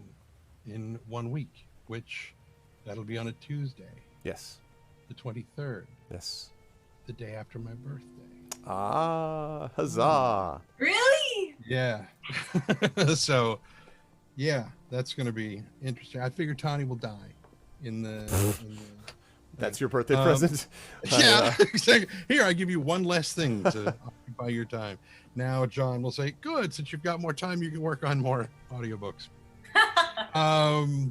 Right. So, but I'm subsequently, as I just mentioned, I am a professional voice actor and audiobook narrator who works for Catalyst Game Labs, narrating Shadowrun and BattleTech audiobooks. And I occasionally narrate for various podcasts such as The Escape Artist. And I think on Friday, this coming Friday, my next short story narration, very, very short story for them called Unhaunted House will be coming up on the Podcastle, which is their horror genre podcast. Should be coming up, I think, and it's going to be lovely. Very cool. And also, of course, we'll also be doing the Greyshade work audiobook too when we have more details about that. So that is happening also. Again, yeah. So yes, for the fourth time I'll be narrating that. I know. Someday it will all come to. I know, but it's getting. We're closing in. All right. So, but that is going to be that. I'm going to head on out because I got to get going for this. But I'm going to thank the awesome crew. I cannot wait till next Tuesday when we get started playing in earnest. But I also enjoyed kind of seeing how we're all setting up for what's coming next. So that's going to be a good time. So again, thank you so much to Trendane, to Terry, and to Amal. We will see all of you lovely people next week. Bye, all. Check we get some love for them. Bye. Okay. So, that is going to do it for that. It is not going to do it for me, but I have run way over as we were in the process of doing this, so I need to make sure that I get heading over there as soon as possible. So I'm going to do that quickly. So I'm not going to do a whole lot of outro except to say thank you all for being here. Cannot wait to see how this all kind of plays out next week. It's going to be a lot of fun as we move into Erebor Adventures. It's going to be good times. You will not want to miss it. But in the meantime, please make sure you follow the channel. Remember that we'll be back tonight at 9 p.m. Eastern. 4 p.m. we're going to be over at GOG.com, so about 15 minutes. I'll be over at GOG.com with D&D with GOG Storm King's Thunder. And then tonight at 9 p.m. Eastern, I'll be back here with the Our Vocalists coming back with the amazing Our Vocalists and Apollo Justice Ace Attorneys. That's what we've got going on. But yeah, I'm glad everyone enjoyed the sort of character and world building thing. Oh, God. You know what? I'm going to have to call an audible on that, Echo. I'm going to have to do nominations tonight. I do not have time. I got to get over there. So we're going to do nominations this evening, and I don't have time to do it now. So I'm going to have to do it tonight. So I will do it this evening. Please don't let me forget, folks, that I'm going to be doing nominations for the Patreon Field Chat Chosen Game of the Month this evening. Yeah, so we're going to do this evening because I don't have time now. Thank you all so much for being here and being lovely people. And always a pleasure to have everyone here. Again, don't forget to check out the YouTube, !ArvTube, Discord, !ArvCord, Twitter, !ArvTweets, website, arvanellarun.com, Patreon, !ArvTrayon, shop, !ArvShop. Subscription is that button right above the video window, !Icarus for details about Icarus and Jelinek, !Library for tales and tomes from the Forbidden Library, and Greyshade KS for more details about my Greyshade Kickstarter as well. Thank you, Sparkle, for the follow. I appreciate it. And yeah, so that's what we've got going on. But I will see you folks over on GOG in about 15 minutes. And otherwise, I will see you back on my channel tonight at 9 p.m. Eastern. Thanks, everybody. Much love. And I will see all of you wonderful people soon. Thank you to, Mods, Rudinell, Terry Tunes, Jedi Burner. Thank you so much to my subscribers, Rudinell, Terry Tunes. Thank you to Echo Alpha X5, to Kerflop, Nonstop, Crit Twitch, Arinth, Karahem, Mrs. Dunsel, Trendane, Trisha Metz, Uncle Elias. Thanks to my subscribers there. Also, thanks to Echo Alpha X5 for the Patreon support and Jedi Burner for the Patreon support. Thank you to my wonderful viewers, Admiral X, Alto, Amal, another TT viewer, Commander Root, Dinu, Ekag, Ajander, Gigafrost, Jagtris, Max, Questionable Results, Rhiannon, Remistino, Sparkle, thanks for the follow, T-Bank, Thicker, U Christensen, Universe, VNK, Video Store Cowboy, Virgo Praz, Web Grannies, Yusuf's 12. Thank you all so much, and thank you as well to the wonderful players Amal, Tren, and Terry for their play tonight and today, and I will see all of you lovely people over on GOG in about 13 minutes. See you all soon. Have a good one for now. Be good to each other. Bye.